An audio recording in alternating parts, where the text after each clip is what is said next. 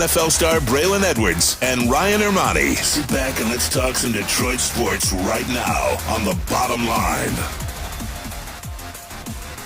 And welcome to the Friday edition of The Bottom Line. My name is Stick, filling in for Ryan Armani. It's his last day of vacation, but, I saw him post up on social. He was watching us from at home yesterday. So, man, even when he's on vacation, the dude's working. So, shout out to Ryan Armani. He'll be back on Monday. Braylon Edwards up on the desk today. You ready to wind up, end this week on a good note, man? Ready to have some fun? I actually don't want to end the week, man. It's been so much fun hanging out with you. We got the trivia champ over there, Flannel Sam. Yes, sir. Maz is back to redeem himself today. It's been a fun week, man. Fletch has been on it, man, all week. You'll see some of the graphics that we have up today. That's all credit to what Fletch has done. I heard some new sound beds by my man Sam in the studio. It's been a very good week. So I don't want it to end. I don't want it to end, man. Maz, I got to ask, did New York give you your card back last night after blowing that Roger Maris question to Sam Flannel? They forgave me. They knew the kid's better than me right now. So they're going to give me time to recoup, and I will be back. As always, Flannel Sam making sure the sound and audio is good. And then, of course, we have Fletch over there in the TD booth. Lots of stuff to discuss today. I mean, obviously, the Red Wings draft last night, plus they acquired a new goalie today. The Summer League for the Pistons, they played at midnight tonight, or this morning. Got to watch a little bit of that. We can get into that. But you went and saw Thor last night, didn't you? Listen, man, how many Marvel fans do we have out there? How many comic book DC in the whole 9 yards? I am a huge Marvel DC comic book guy. Last night, got a chance to check out Thor, Love and Thunder. As you see it, once again, my man Fletch is always on it. The graphics in this movie, I guess I got to start off with spoiler alert. No. Spoiler Don't alert. do it, man. No. I won't do it. Trust me. I'm the type of guy, I hate when individuals do that. I hate when somebody ruins the movie for you. Usually it's my mom. She's that type. She's like, look, I'm not going to tell you anything. Only thing is that he dies in the end, but, I'm like, Mom, that's kind of like the movie. I won't be that person. What I will say to it is this, without giving anything away. How did I like it? Marvel does an amazing job of the comedy / satire / mixing it with seriousness. I think that's why Thor Ragnarok was so good. Yep. That's why Marvel was so successful, because they mix it all in. I think they were a little bit too on the goofy end for me. This is just my opinion. I think they were a little bit too comedic. Didn't like that. Christian Bale, I mean, he's one of the best actors of our generation. Christian Bale was what he is in every movie. How about my girl Natalie Portman, though? Like, that's my Christian all-time Bale girl. He's the bad guy. He's Batman. He's the antagonist. It's Batman. But see, Christian Bale is Batman before DC Universe popped off. Where's Rachel? So technically, Batman, he could play both. But Natalie Portman is a great actress as well. She's an Oscar-winning actress. She's so fine. She's smart as hell. She can act all different types of roles. She was all that. Yeah. She was all that. The movie was good. It was a lot of shots out. And this is the last thing I'll say about the movie. Go see it, because the visuals will take you on a journey in itself. But remember what happened with the producer and director? Is it with Taika Waititi? Okay. I believe that's the guy that produces and directs those movies. Okay. I think it came out that he was having some sexual relations with a couple actresses at the same time in the cast, and they were doing a little bit of booger sugar. That came out. That happens in Hollywood. It does. And in but Detroit. They made a lot of subtle references to that in the acting with lines, so you'll love it. It's great. But with that being said, go see it, Love and Thunder, in theaters right now. How many hammers do you give it? There you go. Look at Maz on it today. Out of what, Maz? How many hammers am I allowed? 5? Out of 5. Out of 5 hammers, I will give it Mjolnir. That's 1. I'll give it Stormbreaker. That's 2. I'll give it the Necro Sword, which is what Christian Bale's character is carrying, which is 3. I'll give it 3 out of 5. All right, I'll take that. But the visual journey is 5 out of 5. Now, it screwed me up.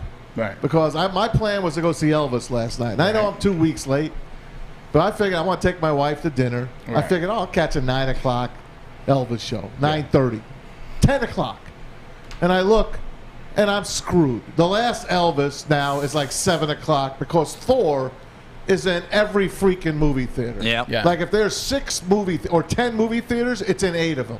Well, that's how it works in the movies, man. I know. Well, That's screwed. how it works. No disrespect, man, but in fairness, like individuals that are 60 and up, they aren't going to the movies at 10. I am. You're one of how many? It's 60 and Maz up, is man. in there with his pizza. There's some 2 p.m. shows for you, man. It's called a matinee, and then you can go get the You go early check bird it out. special, I and like you're just going having a late. day. I like going late. In bed by 9? That's No, perfect. not Hey, me. Stick, here you go. This is perfect. So I left my car key in my seat at the theater yesterday, so I had to pick the key. You usually leave it in your car.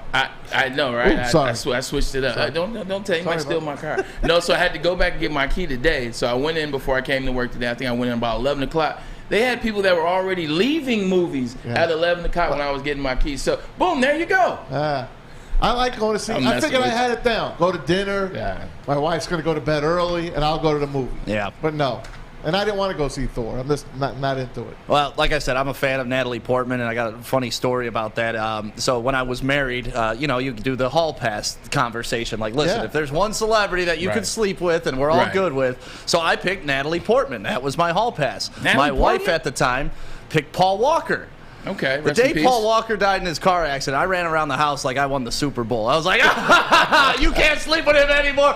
Go get with him. Go This ahead. guy's Go terrible. ahead. This guy is terrible. Well, it turns out she cheated on me with some lame-ass dude anyway, so it really didn't matter the hall pass thing. Her But loss. It's just got real. Yeah. Hey, you know what the hell with her, man? Like Guardian Lawrence said, stay out. Stay out! We're on the bigger and better things, baby. Guess what? If you knew better, you do better. Yes. So yeah, I just thought that was funny because when Paul Walker passed away, like I was literally, I've never been excited about somebody dying, but I was like, hey, the hall pass is gone. I'm in the clear. And it turns out some random ass dude she works with. But nevertheless, we'll keep going on. Lots of fun stuff today. We got some questions coming up. You want to do a quick fire round, and then we were talking about playing cards earlier in the week, and I went into my garage and found my box, and I have a bunch of unopened packs of cards. This is Topps 1990 football cards. That's beautiful. And I mean, there could be Bo Jackson in here, Barry Sanders, Troy Aikman. As I was looking up the most valuable cards from this set, and so we'll open this at the end of the show today. If you open a Troy, can I have it? If I open it, you can have it. All right. You can have it for sure. So Yeah. we'll do that. I won't let it get to him. I'm gonna rip it in half before it gets from you to him. The Troy's worth like $45 apparently. The That's Troy it? Aikman. Yeah, so See? so there it is. It's still in its wax pack. You can still feel the gum in here too. I'll have the gum. I'll eat the gum. Will you? Yeah. All right.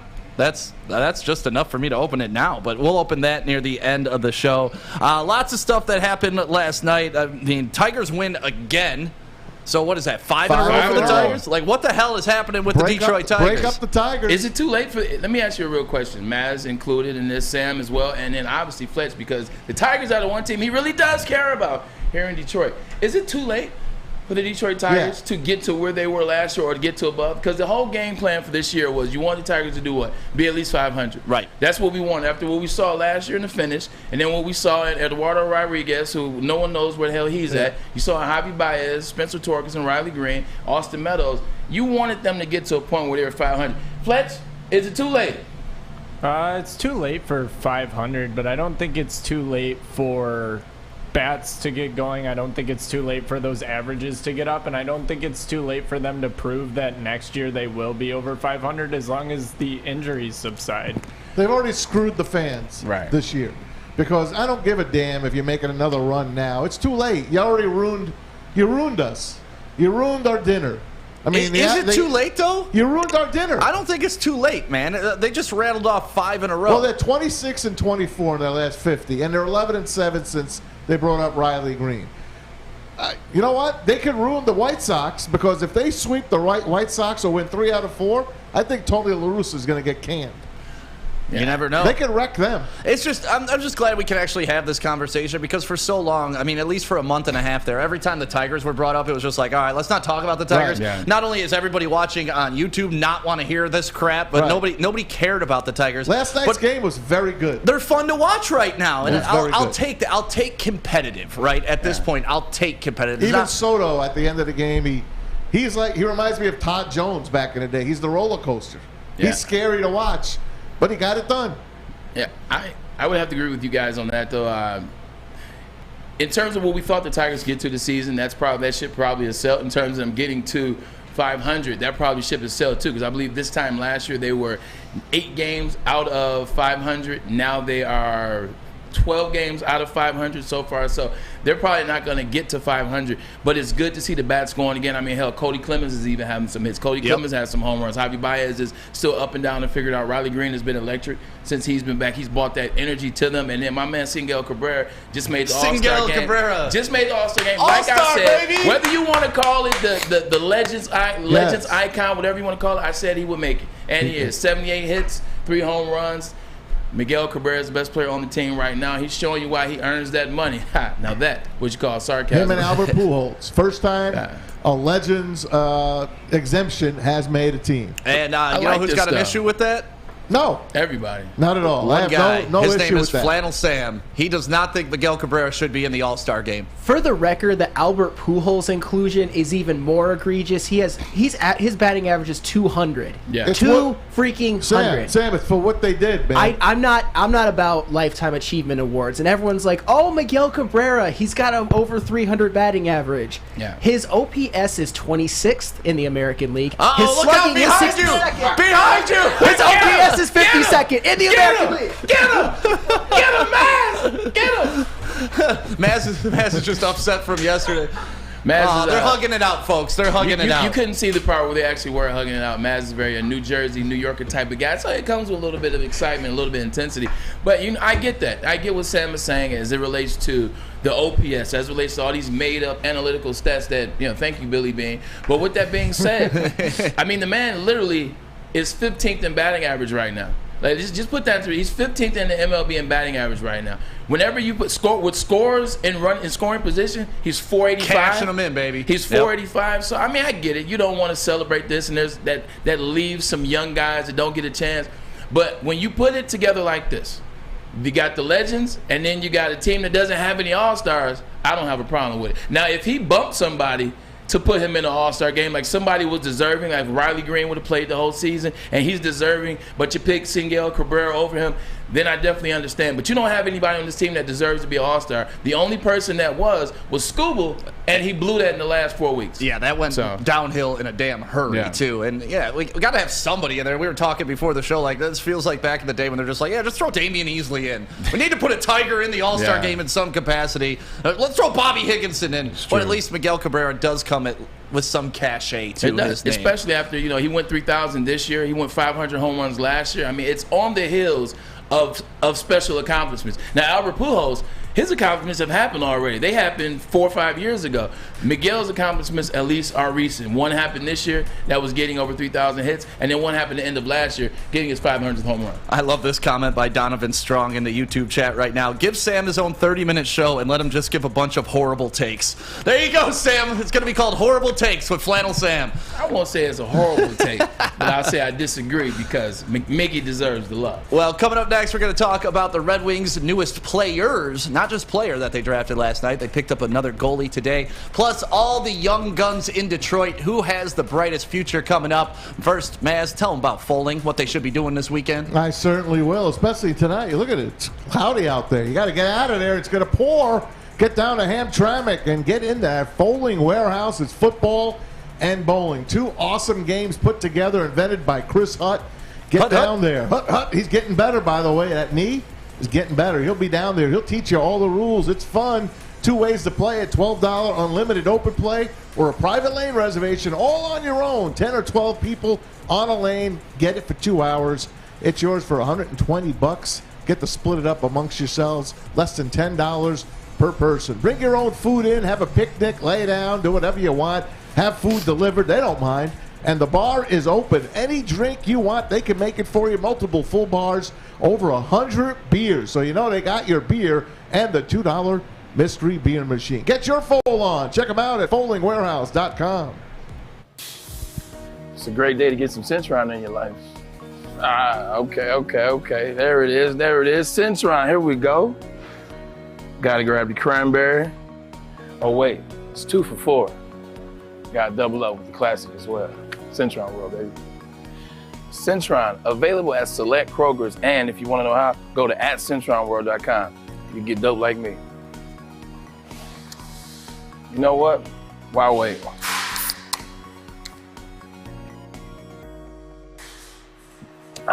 Great taste, guaranteed.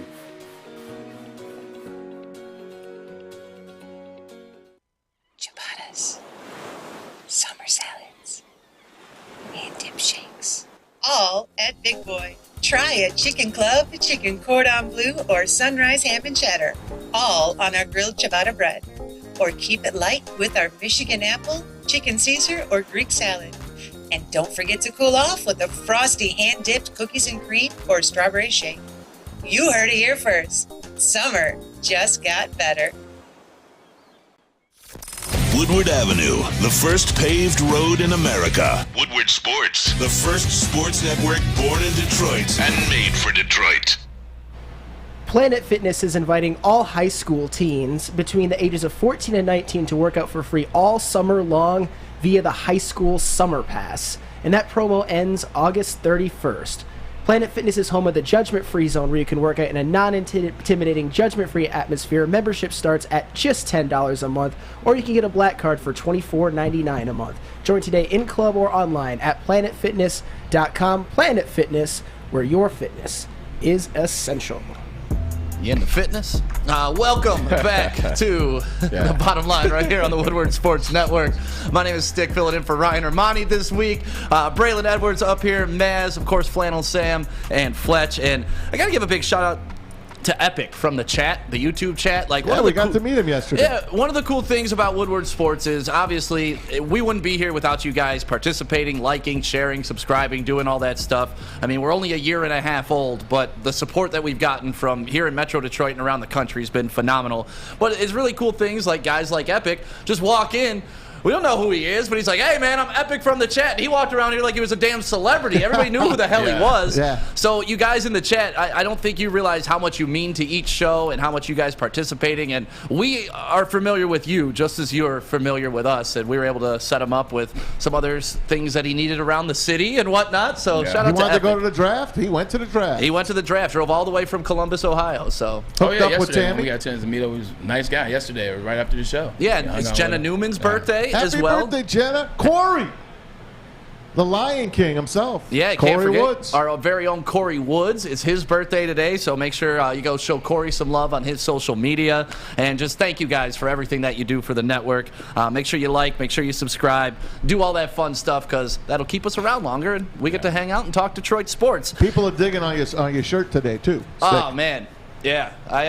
I only shop at high-end stores like Target. Yeah. And this is where, I love graphic tees, man. I'm broke, so I'm a T-shirt guy. When I first saw it, I'm broke. Shut up. When I first saw it, I instantly thought of an episode of Martin where he and Hustle Man were going to sell Whitney Houston T-shirts in the parking lot of the concert. And they had the wrong name. And he spelled it wrong. He spelled it Whitty Hutton. Yep. He spelled it Whitty Hutton. So every time I see that shirt, I'm like, Whitty Hutton. Whitney Hutton. Whitty Hutton. Yeah, this was Whitney before Bobby, too. So a whole different Whitney back in the day. Whitney was the cause of that. Rest in peace or not, we all know that pipe was cooking on her stove, not his. Man, girl could sang. That's all I know. Let's talk about the Red Wings last night. We held a draft party here. Adam and Michael Gentry did a great job talking us through that draft. Which, by the way, the NHL draft sucks. Yeah, it does.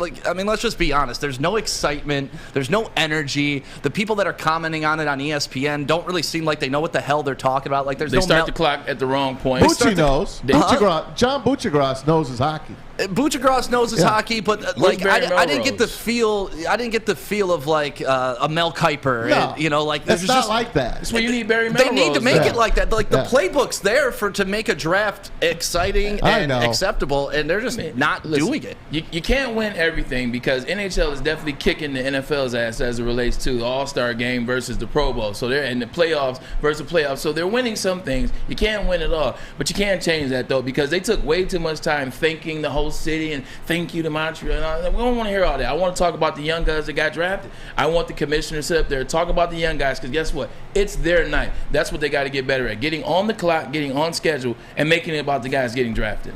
Well, let's talk about the guy who they did. It was exciting down at Little Caesars. I mean, they had a crowd there, yeah. They had a nice crowd. Yeah. It looked good. Shout out to DJ Mint doing her thing. When we're winning, when our teams are winning, it's going to look good down there, man. Oh, I can't wait for that outdoor party where they have the big setup with the stage and all that. Like when the playoff game is happening inside LCA and just the other like parties outside. Like the Deer District down in Milwaukee. Yeah, like Toronto does. Oh, the Raptor Jurassic Park. Jurassic Park. Drake just just shows up and performs randomly. And we got a name. We got Eminem. Yeah. We got to name our city. We got to name the Pistons.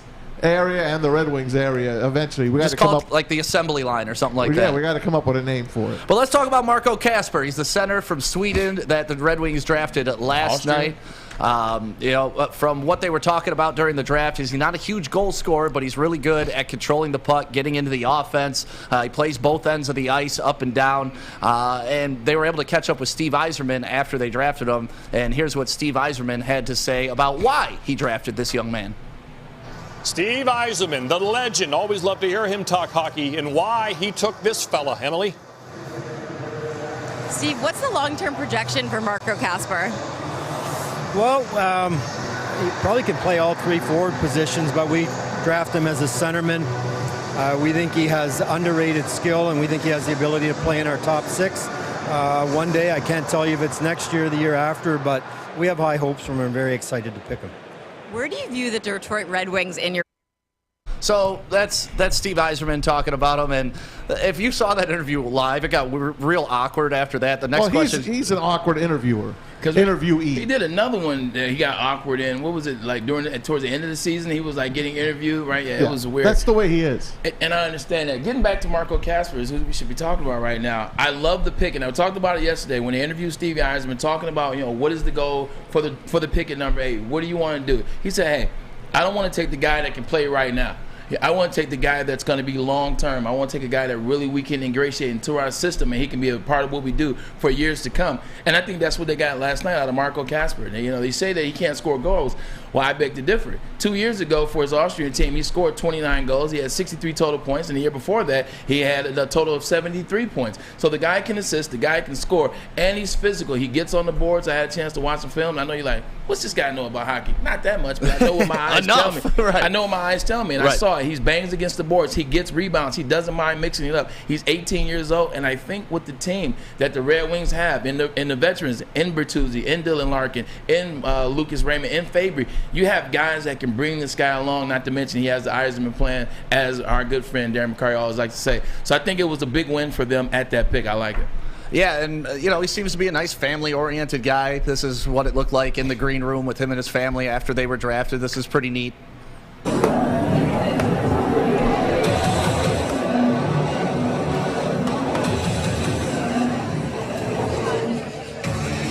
Giving hugs to everybody. I mean, to put that Red Wing jersey or sweater on, as you say, I mean, what a classic. I mean, to be drafted by the Detroit Red Wings as a original 6 team, that's an honor.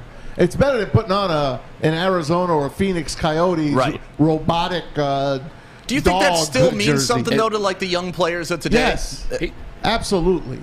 He actually talks about it. Oh, okay, I thought we were. No, he actually talks about it. Marco Kasper talks about getting drafted to a story franchise like the Red Wings. And, man, you hit the nail on the head, man. There's no franchise in this city that has as much history as the Detroit Red Wings. There are a few franchises amongst the 4 major sports that have history like the Detroit Red Wings. Just imagine being a young guy, growing up on hockey, playing hockey like Marco Kasper. Doesn't matter what country you're in. You know NHL is the ultimate goal. You know the original 6. You know the Red Wings and what they've done long term. And now you have a chance to be a part of building in this franchise, building in this city. Yeah. I'm sure he saw more Cider last 2 years and got excited. He sees what we're doing. And then also, how the hell do you not love Stevie White being your general manager that drafts you? That kid's excited, and I couldn't be more excited for him. Now look, if you want to play in the United States, you want to play for the Wings or the Rangers. To me, or the Blackhawks, or one of the originals. If you go all the Bruins, even to a lesser thing. If you want to play in Canada, you want to play for Montreal Canadiens. Yeah, you don't want to play for the Maple Leafs. You don't. Well, you might, because I do think eventually, like the Lions, they might break the seal eventually. But yeah, I mean, play for the Red Wings, man. That's a classic, and that's top of the line, man. Well, like you said, man, the Yzer plan's in full effect, and we discussed it yesterday. It's nice to have a GM to where I don't know what he's doing going into the draft, but I know leaving the draft, I'm going to feel pretty damn good about it either way. When you do research on this, you hear Steve Yzerman talk about him. This is his guy, and he got his guy. I'm excited, too. Obviously, he also drafted Dylan James, who's another pick that they're going to have to bring along slowly, but it's okay. He can play now. But they also bring him along with those vets. They also draft, I want to say his name was, get it right, Dmitry Burchikalov, or however you say it, Burchilikov, another guy that they believe in high. This is a guy that was on their radar. They were able to pick him up. But that's not actually what I'm into. What I'm into is the Red Wings struggled last season with giving up goals. If you look at all the goalies that they had last year, on average, they gave up 3.7 goals a game. 3.7 goals a game. In order to get better at that, look what they did. They pick up St. Louis Blues, Billy Husa, who defends 92% of the goals that he saw last year. 92% of the goals he stopped. That's how you play winning hockey. You bring him in, pay him $4 million, and then they went out and got Bob Barner, who was drafted by the Wings in '89. They bring him in as an assistant goaltending coach. I'm telling you, Stevie Yzerman has a plan, and he executed well. He went after what they did bad this year, and in fact, I know that here's another one of these professional Detroit GMs gets it. Yeah, and as you know, hockey, if you got a hot goalie, that's essentially all you need. I mean, a hot goalie is everything in hockey. So, to get a guy that has a 92% save percentage, had a good regular season, kind of flustered in the playoffs a little bit. That's when he got the hook, and we were able to get him for cheap. So okay, we'll take it. I'll take it. Yeah, he was going to hit the free agency market, so we got him before that. So another feather in the cap for Steve Yzerman. And the young guys are looking good, and we had some young Pistons playing last night too. Their first look at Jaden Ivey and Jalen. Oh yeah, and Jalen. It looked good last night. So let's talk about that when we get back. We're going to talk about that next. But first, let me tell you about Les Stanford, the Corvette King. If you're looking at getting a brand new Corvette, which you should be looking at, this is the place you got to go. It's right there on Michigan Avenue in Dearborn. And if you're not in the market for a car like a Corvette, you can still trade in your lease and get max value because they are your lease trade-in experts. So if you're looking for a car, any car, make sure you go to letsstanford.com and find new roads. Find them. At work and at home, we're there with smarter security solutions. Featuring complete automation with customized alerts and more. For over 90 years, we've been the company that's been counted on to protect what matters most, all with personalized service and care. Right now, for a limited time, receive a free video device plus free installation with a new home system. Guardian Alarm. We protect Michigan. Hey, it's Scott from the Woodward Bet Show. Hey, we're getting excited. We're getting ready to start talking about fantasy football. Who doesn't love fantasy football? We know everybody does. Make sure you guys get over there at 4:30 and watch us over there on the Woodward Bets YouTube page. Also, you guys got to make sure you get over to that app store and download oddstrader.com. Odds Trader's got live scoring, play-by-play updates, and it's the best place to check all the odds at the sports books right in the palm of your hand. But hey, we know what we're here for. Let's get us some winners. You know what we're looking at here today? We're looking at the Arizona Diamondbacks. Hey, Colorado stinks. I know they won yesterday, but listen, one of the worst road teams next to the Tigers in all MLB. That's good for us. Arizona, oddstrader.com, Woodward Bets. Check it out. We are the network for Detroit by Detroiters. Welcome to the Woodward Sports Network. Sure. At Alta, uptime matters. Alta Equipment has everything you need to get the job done. Have a big project coming up? Alta Rent has you covered. Call them today at 844-GO-TO-ALTA. That is 844-GO-TO-ALTA. Welcome back. WWF. It is the Woodward Sports Network. This is the Bottom Line. My name is Stick, filling in for Ryan Armani today. Got to give a shout out to everybody that's listening on the Roar right now in Detroit on the radio. Everybody that's listening on our app, which is free and available for download for you right now. Just go to woodwardsports.com, click download the app, or go to your app store and search Woodward Sports Network. You can download it for absolutely free. We're talking about the young guns. Ooh. The young guns of Detroit. And it's nice that we can point to pretty much every team and have this conversation about the young rising stars. We're past the point with like the Pistons where it was just like old aging guys where we're making the playoffs and getting booted number 8 seed every year. Like everybody's on the come up right now. Agreed. And let's bring in our young guns too here at the Woodward Sports Network. That includes Jeff Iafredi. And that does not look like Spencer, but I think that's easy. It's easy. What up, fellas? How you doing, man? What up, though? How you doing? How you doing? They're coming in live from Studio B in the back here at Woodward Sports Network. We're in the flesh. Easy looks like he's frozen until you see his head move. Like it looks like the screen's oh, there he is. See, he moved. There we go. We have some movement now. So let's take a look at some of the young core for each of the teams, and Fletch did a great job doing these graphics. Let's start with the Red Wings, since last night obviously was the draft, and they added another core piece to what they're doing moving forward. And here's a nice look at it. Obviously, you have Larkin in there. Mo Seider's a part of that. When we're looking at the Red Wings, which one of these guys are you most excited for moving forward? What's that? I got to say Mo Seider. Mo Seider? Lucas Raymond's in there as well. Okay. Yeah, I'm going Mo Seider on that one for sure. I mean, dude just won the Calder Cup trophy.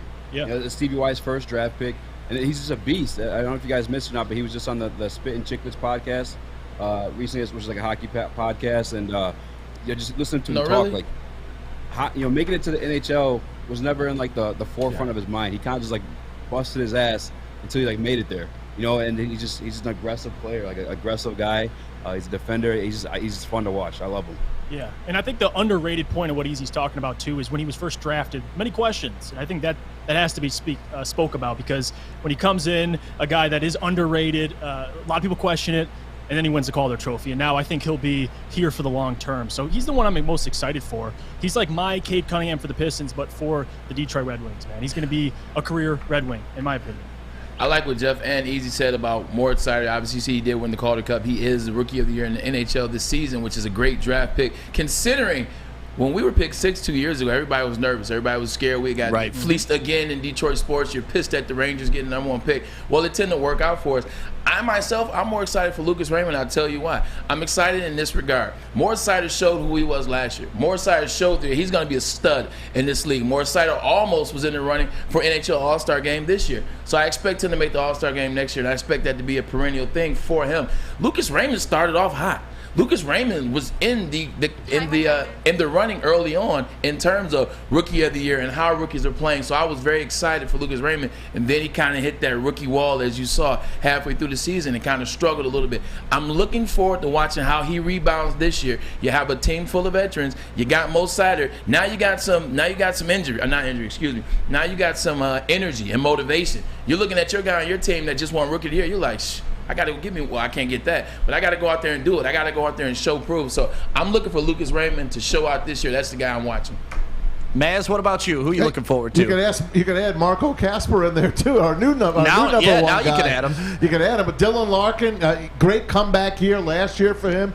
He showed he's the captain. I look for a really big year out of the captain this year. I love what the Red Wings are doing, and now they get themselves a new goaltender. I'm looking for them in the next 2 years to be real competitors in the NHL. Steve Yzerman, we're all behind you, man. Let me ask you this question. Actually, Matt just kind of segued me into it. How do you guys feel that it is for these guys to have Stevie Y as the captain back in the day, as the captain, my captain that we recognize? Now he's the GM. Now he's there. Now he's giving these guys guidance and talking to them. How much do you think a young individuals like Moritz Seider, a guy like Lucas Raymond, a guy like Dylan Larkin, who didn't know if he was going to be here or not, now have Marco Kasper? How good is it to have a guy like Steve Yzerman right there in the thick of things? I mean, not to throw this question back at you, but I think you'd be the better one to answer that question. I've never played professional sports. I never had to deal with a coach who I made it further than athletically, right? Right. And then when you get a guy who's been a champion and you get a guy who could stand on his laurels and what he did in the league, as you coming in when you were drafted number 3 overall, was it easier to take lessons from that person? It was. Okay. Because, what they say they've done. With the questions you've had, or even if it's not a question, even if guys come to you and they're like, hey, you should be doing this, or you're doing that, or this is wrong, or that is right, and blah. Everything you say, you hang on their words, because you can look back and you say, as young kids, we're high-headed. We want to say we know it all, we do it all. Nah, man, I'm drafted 3rd overall. You can't tell me nothing. Can't tell me. Stevie Braylon Edwards, baby. Didn't you watch that Michigan State game? Very true. Until you get to that next level, and that college stuff doesn't matter anymore. Right. And you can talk to a guy like Stevie Yzerman. So no matter what you did in youth, international, whatever, the teams you played on, Stevie Yzerman's got 4 chips here. Yep. 5 appearances, 4 chips. So with that being said, you got to listen to those individuals. So I think it bodes well for the young guys. And look how long it took him to win his first Stanley Cup. There was a time that said He's never going to win the Stanley Cup. Well, we were the Dead Wings when we drafted him. I mean, it was a bad era here in Detroit when we drafted Steve Yzerman. So it's nice that he's here to fix kind of the same position he was in when we drafted him. That should take you to the Pistons because these young kids that have come in here, they've come into a pretty bad situation here in Detroit. Well, let's do it, man. Let's throw up the graphic for the young guys. And we got Jeff Iafredi in here, so we got to talk a little bit of Pistons. Let's throw up that graphic real quick, Fletch. I mean, you're looking at Sadiq Bey, you're looking at Cade Cunningham, Jaden Ivey, and Jalen. I love Jalen. Last night watching that dude play, man, I know Jaden Ivey was our first pick this year, but I'm telling you, Jalen Duren's going to be different. Ready to roll. Yes, he's different. He's built different, and they were already comparing him to like Sean Kemp last night with his jumping ability. He was coached by Rasheed Wallace. Did you hear that, Jeff, when you were watching the game last night? I did. And I think it's funny, the narrative coming into the G League was, is he ready to play? Will he play in the G League before, after the summer league? You saw last night, man. Physically, I mean, that's a grown man at 18 years old. He was the youngest player coming into the draft, and now looking at him on the court, looks like he belongs already. So he'll be playing significant minutes early on for the Pistons, no doubt about it. I think the Knicks are having nightmares already. The Knicks fans are. I know that for sure. Yeah, that was your guy. That's nothing new. Those are reoccurring nightmares. Yeah. And Maz, just to add on, I mean, the Knicks paid Mitchell Robinson how much? I mean, $16 million annually, and we got basically Jalen Duren, who's going to provide they need a mulligan with a higher upside. So, it's they need a mulligan. Man. Right on, it's unbelievable. They need a mulligan. Well, let's do this, guys. Hang on for a bit, because I mean, we've only made it through one team, and we just started talking about one of the four core young guys for the Pistons. So let's continue this talk about the young guns for the Pistons with our young guns from Woodward Sports, Easy and Jeff Iafredi, coming up next. But first, let me tell you how to get sexy for the weekend. Lady Jane's is where you need to go. Get that haircut, get that confidence, so you can go out and, just be yourself, have a good time, attract some people. And they do that with the King's treatment. You walk in, you sit down anytime, and it's wicked awesome. Precision haircuts, scalp rubs, shoulder massages, and much, much more at Lady Jane's. Find one near you. It took exploring 50 different formulas and hosting countless taste tests, but we believe Gypsy Vodka is the smoothest vodka on the market. Don't believe us? Ask the owners. Mike and Adam Kazanowski with High Five Spirits Distillery. We're in close to about 1,200 locations throughout Michigan. We wanted to create a brand that was geared more towards freedom, love, adventure, and at the end of the day, we really wanted to tell a story that inspired other people to take risks, follow their dreams, whatever that might be. Make sure you're listening to Woodward Sports all day long. Start your morning with the Morning Woodward Show. Spend middays with Big D Energy. Watch and listen your drive home with the Bottom Line. And don't forget about Woodward Bets Daily. All live, all right here on the Woodward Sports Network. Trader.com is the number one site for your game day bets, play-by-play updates, live scores, and best price on every game from multiple sports books. That's right, multiple sports books. You don't have to go anywhere else. You can go to oddstrader.com because you can get it all. Go to oddstrader.com right now for your best sports bets, best parlays, best athletes, whoever you want to bet on, whoever you like, whatever team, whatever player. Odds Trader has it all. Welcome back to the Bottom Line on the Woodward Sports Network. My name is Stick, filling in for Ryan Armani. Lots of weird stuff going on in the chat today. Someone said I need to lay off the roids. Like, bro, I don't even lift, bro. Like, I do 12-ounce curls, but that's about it. So, man, yeah. You look good, man. Tell the haters gonna hate, man. Yeah, it's fine. And ballers gonna ball. You know what? One of my favorite quotes of all time is nobody boos a bench player. So if you're getting hated on, that means you're doing something. Because nobody thinks the 12th man is like, boo! Nobody boos a bench player except the father that's like, damn, I could have watched this on FaceTime. So welcome back. It's the Bottom Line. My name is Stick, filling in for Ryan Armani. That is Braylon Edwards. That's me. Maz is here. Flannel Sam is here. Fletch. We got the young guns from Woodward Sports in Studio B in the back right now, and we're talking about the young guys of Detroit sports right now. And Fletch made a great graphic. We just got done talking about Duren. Let's move over to Ivey, because last night I'm watching this game, and Ivey did a lot of things that I have not seen done in a Pistons uniform in a long time, if not ever. And that was breaking down 5 guys on defense, blowing by them for an athletic layup. We haven't had that type of service here in a long time. Even, you go to the going to work Pistons, they were more of a wear you down. Chauncey wasn't beating you off the dribble all the time. Rip was coming off screens. Yeah. We haven't had an athletic guy like this in a long time. Maybe since a young Lindsey. Maybe. And even that, this guy's more athletic than Lindsey on it. 100%. But, yeah, what did you think about Ivey's performance last night? I thought to preface it, I thought we saw what we were going to see to a certain extent in terms of we know this guy is fast as hell. We know he was the most athletic guy in the draft. At least that's what I thought. That's what my eyes said. That's what I read. Thought that he was going to be that. But I liked how he got other guys involved as well. I wasn't expecting to see that. I thought he was going to be a guy going out for self. You saw him with he had 6 assists. He was getting guys involved. He was passing the ball out to the perimeter. He was not only just breaking guys down, he was also being cognizant of what was going on around him in the court. So I think that was the big thing. You saw the turnovers early on in the first half, but then you saw him only have 2 turnovers in the second half, which means he was just excited. He was excited. He progressed. He had 20 points. I mean, Jeff, you tell me, you and Easy, what did you see out of Jaden Ivey that you didn't think you were going to see? I think the thing I was most excited to see was his willingness to pass in the first half. I think you saw that, and you saw his game change that in the second half too, because he was passing a lot more in that first half, and that's why you saw a majority of those turnovers come then. In the second half, he was balling. That's when he started going the rack and stunting on these dudes and showing that athleticism and explosiveness. But I think the defense too, I was excited to see. He was truly giving effort on the defense side of the ball and shooting a 3-ball. He was 2 of 5 last night. He had one deep one that we were just talking about too before he came back from break. It didn't end up counting. What was the call on that, by the way? Offensive foul. Extended his leg. Steph Curry. That's right. Yeah. James Harden rule, whatever. And I think with Jaden Ivey too, speed kills. And that's the mold Troy Weaver wants to build this team out. It's athleticism. Jalen Duren, Jaden Ivey check both those boxes. And I think Jaden Ivey, what I look for when I watch Summer League is things that'll translate. And what I saw out of Jaden Ivey, the speed, that'll translate. The ability to get to the free throw line, that'll translate. His rebounding, is like Easy hinted on, his ability to get others involved. Because a lot of guys you see that are so athletic, they go to the rim with effortlessly, but they don't know what to do when they get up there. I mean, Jaden looked like very decisive at the rim. Needs to slow down a little bit, but guys, that's a positive. Like if you have to tell a player to pull back a little bit, that's what you want. You don't want to have to encourage a player to speed up. So that's with anything Jaden Ivey, in life. He's the biggest domino to fall. No doubt. Yeah, with anything in life, you would rather have somebody that you have to pull back than push out. I mean, that's just part of anything in life, whether it's broadcasting, whether it's on the basketball court, no matter what. You always want to be able to pull someone back because it's a lot harder to push them out there.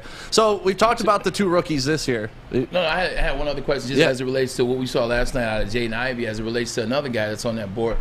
Thing one, I love the fact that he plays defense, but the big thing about it is we talked about this, Jeff. We talked about it, Maz. A lot of times guys get bored in college. Now, I know that doesn't sound good. I know you don't want to hear that if you're a college coach, but that's what happened. A lot of times guys get bored and they're like, you know what, I could play defense, but I really don't want to. And then you see it once they get into summer leagues. You see once they get into an NBA roster, they play defense because it was always in them. They just got really bored in college. But the thing that I like, Jeff, correct me if I'm wrong, what you saw at Jaden Ivey, what you know that this one over here can do in Cade Cunningham, what you saw to Jalen Duren, the excitement of Marvin Bagley III, you know who I'm excited for with all that being said? I'm excited for Sadiq Bey. I'm excited for Sadiq Bey because Sadiq Bey doesn't have to be that guy that's the number 2 guy that has to ball like Cade Cunningham, that has to do all these amazing things. Now he has people around him. I think he's going to be much better being a guy that could be the second best, but sometimes could be the 5th best. I think he'll be better. Yeah, and if that's your 4th or 5th option, we're looking pretty damn good right now. You know, Sadiq Bey's obviously, he's going to have more spacing this year, which is nice for him. Obviously, he set the 3-point record for the Pistons last year. So, yeah, I'm excited for him. And also, it's so funny. Cade Cunningham's only been here a year, but I feel like he's like the old wise man of this young group, and he's the calming voice. He's the smooth operator. I'm sad that our number 1 pick from a couple 3 years ago isn't on here. Who? That's what upsets me. Who's that? More than anything, that Killian Hayes isn't on this He board. looked all right last night, though. He's a solid defender. He's a good passer. He had some nice cross. But let's face it, he can't shoot. He cannot shoot. Sometimes it takes individuals a second to develop, though. I mean, you look at guys like Cameron Payne. You look at guys like Mikal Bridges. Like, you look at guys like that. They take a second to. Yeah, he's 20. They take a second to grow. They take a second to mature. But what's the name of the game? The game is, if you watch those guys, now those guys are very important parts of the teams that they're on. Look at the Spencer Dinwiddie. He wasn't ready when he was here, and then he leaves, and now he's a baller. So Chris Middleton. Sometimes it takes a second. Killian Hayes is only 4 months older than Jaden Ivey.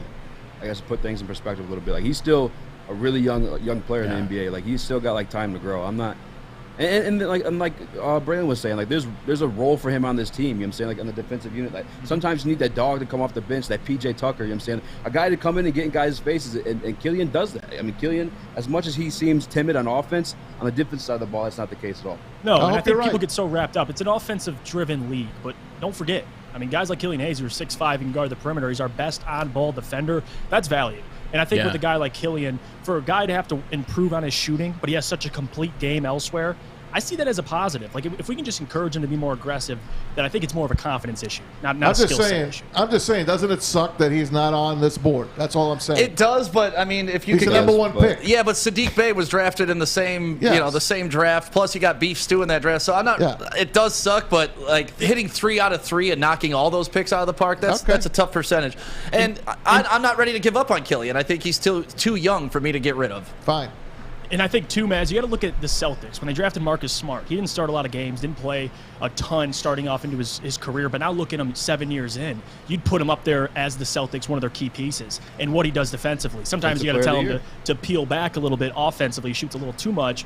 But at the beginning of Marcus Smart's career, I mean, he was a role player, essentially. And he was drafted, 6th, I believe, or 7th, somewhere in that ballpark. Okay. So I'm not saying he'll be Marcus Smart, but I'm just saying guys come around eventually. But if he is Marcus Smart, I think we'd all be happy at that point. So you're going to tell me, will Killian be here in 7 years? 7 years? Well, Marcus Smart's here. I mean, that's 7 years. I can't even tell you I would say so. If from what he brings defensively and offensively, I mean, besides the shooting, but I think he's gotten better as a shooter. So, yeah, I would say so. If we're winning games, yes. I mean, you look at Gary Payton this year, too. Like I said, that's a role for guys in basketball. It's just a dog to come off the bench and play some defense. And he's a great facilitator, too. I don't want to forget that part of his game as well. And the Bad Boys had a good 6-man coming off the bench in Vinnie Johnson. You know, the going-to-work Pistons had the Pit Bulls coming off the bench and locking down defensively when Rip and Chauncey needed a break. It's just kind of the mold that the Pistons have had to win championships. So I'm going to stick with this kid, especially look at these 4 guys. That's nice. And we're still not even talking about the guy that got drafted before them. But let's switch over to the Lions. Livers. Yeah, Livers. Let's switch over to the Lions, guys. Here is another exciting young group. Obviously, Penei Sewell, drafted last year, along with Amon-Ra St. Brown, who we got in the 4th round. Then you have Aiden Hutchinson to go with Williams. It's a scary young core as well. Out of these 4 guys, though, who are you guys most looking forward to seeing? I know who Easy's going to say. He's not even on the board. Who? Malcolm Rodriguez. Oh, Malcolm Rodriguez, baby. Malcolm Rodriguez, baby. Shout out. Talk to me about Malcolm Rodriguez, Check it out. man. We're heavyweights today, live at 6 p.m. Talk to me about what makes him so exciting for you. In regards to that board, oh, man. It's tough. I'm going to have to say Amon-Ra St. Brown. Penei Sewell's a 7th overall pick, and I think he's expected to be what he is, but Amon-Ra is a dog. Like a 4th round pick to come in what he is. I think you guys went over it the other day. In the Sports Illustrated PFF, he was ranked the 3rd or 2nd best wide receiver in the NFC North. And that's the NFC North that features Adam Thielen, Justin Jefferson, tons of wide receivers, man. I like Amon-Ra St. Brown a lot, but other than that, if I'm going off the board, I'm going with my guy Malcolm Rodriguez. Shout out, make sure you guys tune into it. We will. And Amon-Ra St. Brown on this board. Oh my God. Everything that just came out of Easy's mouth, I'm going to top it's annoying. I'm saying Jamison Williams. Thank you. I mean, talking about speed kills. I mean, this is a guy who could be a potential game changer for the Detroit Lions. And we talk about Jared Goff and not throwing it down the field. Now you have a guy who can break, get open and open up the field for all the other playmakers on the team. So I think Jamison Williams, I'm excited for. I would also add Aiden Hutchinson in there too, because if you watch the postseason of the NFL, edge rusher, and you saw how important that position is. I mean, if Aiden Hutchinson could be a game wrecker, I think the Lions, it's going to propel them to new heights. So it's a tight one, but I'll lean Jamison Williams. I'm with you. The only reason why I didn't go that route is because we haven't seen him on the field yet. That's the only reason I didn't feel comfortable to say that. Oh, yeah. Technical stuff. We got to see it. We got to see it. You know what I'm saying? We got to see it on the field. But the question is, who's exciting? And didn't say who you think was going to be the best players. Who you're most excited to see. We saw Amon-Ra St. Brown already. We know what he can do, and that was without a number 1 wide receiver. We know what he's going to be with a number 1 wide receiver. Yeah, well, I know you want to do some more. That's why. I hit the brakes. I really want to talk about this a little more too. So while we got the young guys in the back, I got some opinion on this. Maz has an opinion. I'm Big sure time. Flannel Sam wants to get down on this conversation. So we're going to do that coming back next in about 1 minute right here on Woodward Sports. First, Maz, tell about Chili Peppers tanning. Oh man, you need that today on this cloudy, rainy day here in Birmingham. If you join the Pepper Club, They're going to save you $5. They're going to beat anybody's, all the competitors by $5 on unlimited tanning and more. The girls at Chili Peppers Tanning are going to take great care of you. The best salons in the D, the hottest bulbs, the hottest deals, the darkest tans. Your vitamin D headquarters, 27 locations, more on the way, 2 right here on Woodward. Check them out at chilipepperstanning.com. Hi, my diamonds. It's Crystal with an X. You want to get hot and perfect like me? Here's my super easy routine. Drink at least a gallon of water before you wake up. Attach a weight to everything in your house. Hello? Sell your car and just sprint everywhere. Scream when you exhale. Don't follow Crystal with an X. Do your own thing at Planet Fitness with tons of equipment and free fitness training in our clean and spacious clubs. Join now for just $10 a month and cancel anytime. Hi, I'm John from Better Rate Mortgage, and to me, family is more than blood. That's why I have the biggest family in Metro Detroit. If you're looking to buy a house or refinance and need a loan, come get treated better than family by me and our entire team here at Better Rate Mortgage. We pride ourselves on giving you better advice, better service, and a better loan experience. That's why we are Better Rate. If you're looking for a new mortgage, come get treated like family. Actually, better with Better Rate Mortgage. Visit us at mybetterrate.com or call at 248-480-4467 today. The only sports network in Detroit that starts with a W. You know, because we win. Woodward Sports, Detroit's winning sports network. Hey, everybody, it's Maz for Big Boy and the Ciabatta Summer. That's right, it's Ciabatta Summer. And the salads, the hand dip, shakes, and more, all at Big Boy. Try a chicken club, a chicken cordon bleu, or a sunrise ham and cheddar, and all on our grilled ciabatta bread. Or keep it light with the Michigan apple, the chicken Caesar, or Greek salad. Don't forget to cool off with a nice hand-dipped cookies and cream or strawberry shake. All right here, and you heard it right here first. The summer just got better at Big Boy. For more info, check them out at bigboy.com. Welcome back to the Bottom Line on the Woodward Sports Network. My name is Stick, filling in for Ryan Armani today. Braylon Edwards, of course, the other half of the Armani and Edwards show. Maz is in here as well. Flannel Sam. We have Fletch, and we got the young guns in the back, Jeff Iafredi and Easy. And we're talking about the young guys for Detroit sports teams, and we made our way to the Lions. Easy answered, Jeff answered, who they're excited to see. Braylon, who are you excited to see out of the 4 guys that we had up on the graphic? I'm excited to see all 4 of them. And the reason why I'm excited... come on! No, because the original question was, out of the 4 teams, who is the guy that you think is going to last the longest? So I will answer that question when we're done with the Lions and the Tigers. Now, out of these 4 guys, I'm excited to see all 4 of them, and I'm going to tell you why. Amon-Ra St. Brown basically played as a number 2 wide receiver, but he was the number 1 wide receiver last year for the Detroit Lions. He's not, a lot of targets. He doesn't know what it's like to play with a number 1 wide receiver. This year he'll have DJ Chark, and at some point he'll have Jameson Williams. I can only imagine the damage that Amon-Ra St. Brown can do when he has those 2, and then he has TJ Hawkinson in there as well. So I can only imagine the damage that he's going to do in the slot, on the outside as a second receiver, also going in motion. I can only imagine. Jameson Williams. Everyone talks about the injury. How's he going to be after injury? I hate injury. The hell with all that. You know how he's going to be. It wasn't MCL, PCL, ACL. It was just an ACL, an anterior cruciate ligament. It is done. He will be fine. When he comes back, I know a thing or two about that. He's going to be on point because playing in the SEC, at Georgia, at Alabama, it's just like playing in the NFL. No different than Jamar Chase, no different than Justin Jefferson, no different than Jalen Waddle. And this guy was on the same level as all 4 of those guys, 3 of those guys. Right? So I know where Jameson's going to be when he comes back in. I'm interested to see Penei Sewell finally play the right tackle, be in one spot. No left tackle, no right tackle, no fans arguing, leave him at left tackle, no talking to his lineman coach, talking to Dan Campbell. How you think about moving Taylor Decker to right, keeping Penei at left? He's going to play right tackle and right tackle only. Consistency breeds championship. You put him at that right tackle, give him some confidence. You saw how moxie he was when he went after Aaron Donald last year. Now just imagine him. See, this is why I don't like you choosing all 4, man. You're stealing my thunder. Yeah, pick one, man. No, I'll let you guys talk about basketball and hockey. This is football. This is what I do. This is what I do, baby. So I Fair love enough. Penei Sewell. I think he's going to have a monster year. He will be a Pro Bowl this year, and I would go so far as to say he might be a first All-Pro this year in this upcoming football season. And then last, Aiden Hutchinson. They need that guy on the wing. He was a leader at University of Michigan. He's just now starting to reach it. Everybody's talking about the ceiling. Oh, he's reached his ceiling in Michigan. Before that season last year, he had 3 sacks going into his senior year.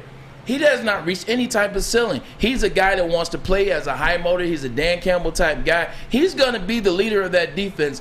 I promise you, as the season starts, it won't take him game 6. It won't take him halfway through the year. Starting game 1, he'll be the leader of that defense. And Aiden Hutchinson, don't sleep if he's another Pro Bowler for the Detroit Lions. Yeah, when I look at this board, obviously you got your shiny toys. You got your Amon-Ra St. Brown. You got your Jameson. Those are the flashy guys. Aiden Hutchinson, yet to be seen. To me, when I look back at last year, and I think about the Lions season, the most memorable moment I have, besides Justin Tucker kicking a 66-yard field goal to beat us, the most memorable positive moment I have is Penei Sewell getting in Aaron Donald's face, grabbing his face mask, and not backing down.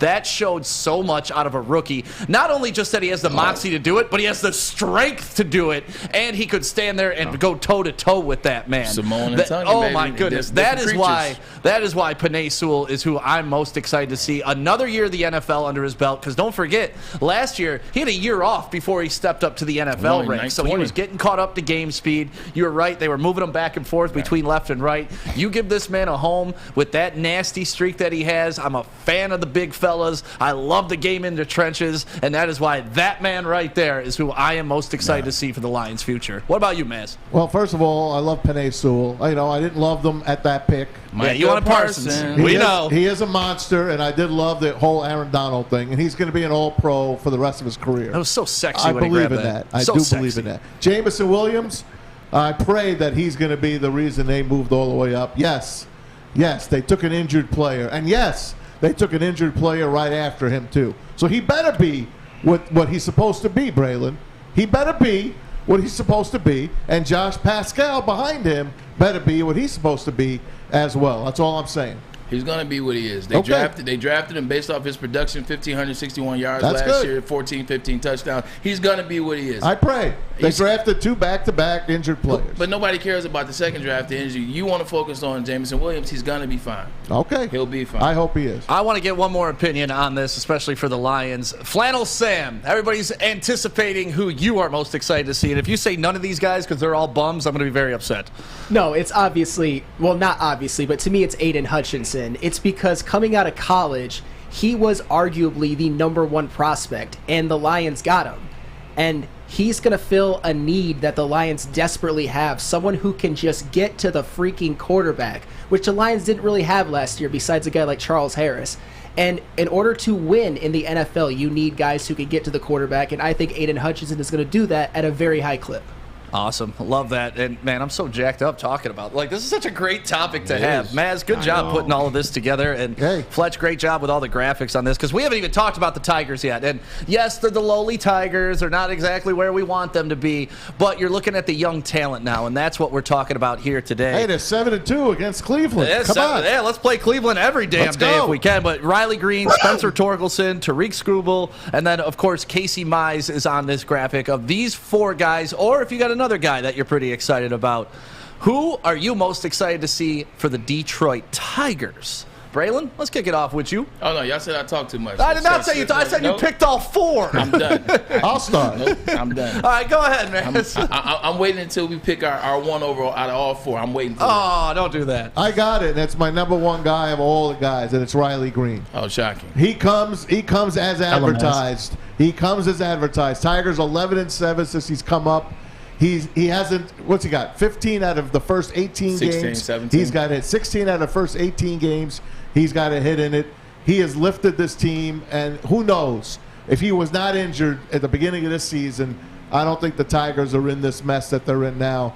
This kid is the real deal. Spencer Torkelson, yes, he's having the worst start of any rookie that has ever started in baseball. Law of averages, right? We can only go up from We here. can only go up from there. Pitchers, hey, man, they're a crap shot when you take them.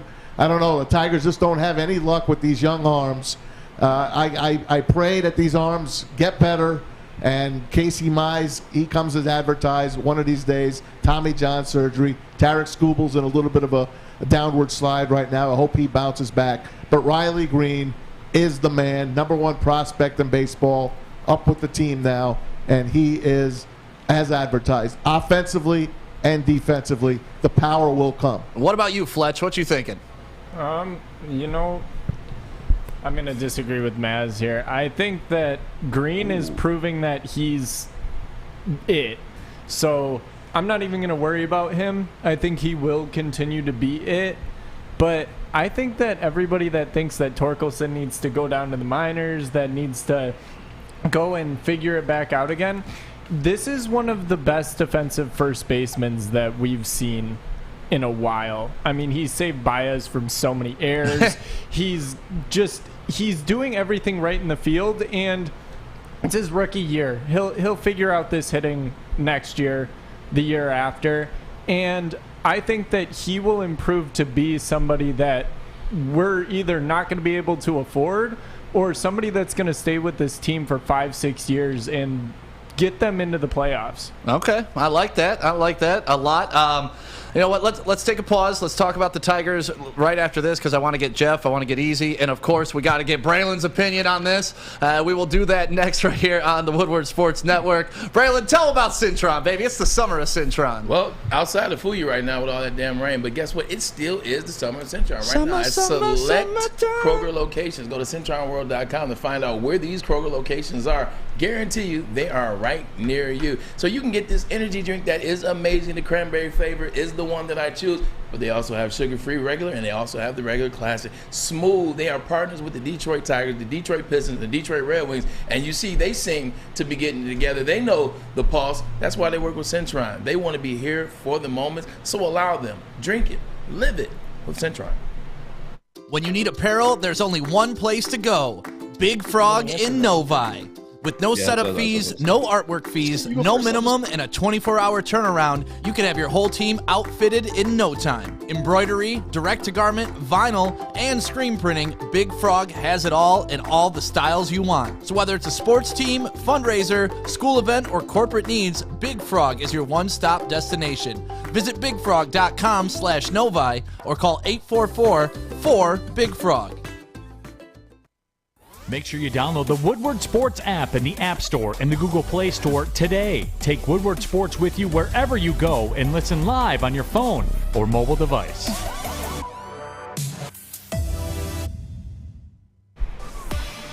Welcome back to the Bottom Line on the Woodward Sports Network. Ryan Armani on vacation. My name is Stick. I'm filling in for him today. And then Monday, I'm filling in for Neil Rule. So that's going to be fun. We're going to be live at a golf outing, too, on Monday. So really looking forward to that. Cherry Creek. The Detroit Sports Media golf outing, and they actually invited us. They consider us a part of Detroit Sports Media We now. are.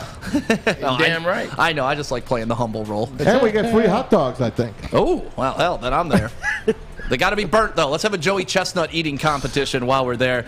So Monday, that's where we're going to be, out at Cherry Hill Golf Club. And we're just finishing up talking about the most exciting young players for each team. We're on the Tigers right now. Everybody has kind of gone around the room. Maz gave his. Fletch gave his. Let's go to Jeff Iafrate and Easy. Fellas, let's keep this kind of short because I want to get to overall, out of all four teams, who's the one guy you're looking for. But right now for the Tigers, who you guys got? There's only one name, and we talked about over the commercial break. It's Riley Green. He's talking about Riley Green. Names like Tram will come up. Names like K-Line come up. And this is a guy like out of our own farm system. Like, this is the first time in my lifetime I've ever had that experience with the Detroit Tigers. I mean, we have Miggy, but that was via trade. Like, it's Riley Green, hands down, without question. I don't think it's even a conversation with me. Yeah, call it recency bias, call it whatever you want, but he is indeed the shining light in the dark room. So I got to go with Riley Green as well. Awesome. Braylon, I'm going to stick with these guys. They're just throwing stuff at Easy at this point. But, yeah, it's Riley Green. It starts and ends with Riley Green. I think we all had hope for the Torkelsons. We all had hope for the Mize. But Riley Green's shown up and just delivered what he was supposed to deliver. Yeah, he's shown up and showed out. I agree, but I'm actually disagree with you guys. I'm going to actually go with Fletch over there. I'm going to go with Spencer Torkelson. I mean, how many times have you seen guys struggle their rookie season and still be tough? He still found a way to make an impact this year, and it's on defense. I want to say, boy, Jonathan Scope is the number one defensive player in the NBA. I mean, in the MLB right now as it relates to saving errors. And guess who's number 3? it is Spencer Torkelson right now in his rookie year. So that says a lot about him. So he can't hit. But you know what he can do? He's not chasing pitches. He's swinging at the same types of pitches. Quality at bats. Exactly. Like, he's not out of the strike zone. He's not way down. He's not way high. He's not doing what Javi Baez is and looking out in left field as he's swinging for the fences. He's looking at the pitches. He's swinging at the same types of pitches. Something like that can change and can be fixed. I think it will be fixed. He's a hell of a first baseman right now. Hitting is going to be the easy part into this guy's game. And everybody in the Tigers system has struggled this year with hitting, so it's not just him, with the exception of Riley Green. So I think Spencer Torkelson is a guy that's going to get this fixed before the season's over. Next year, look for him to have a breakout year. So I'm going to stick with Spencer Torkelson. Game-winning hit last night. I like I'm going to stick with Spencer Torkelson. And baseball is such a game of, like, confidence and rhythm. Yeah. Like, once he finds that timing and once he gets that confidence, I think it's just going to snowball from agree. there. Unfortunately, it hasn't happened yet for him.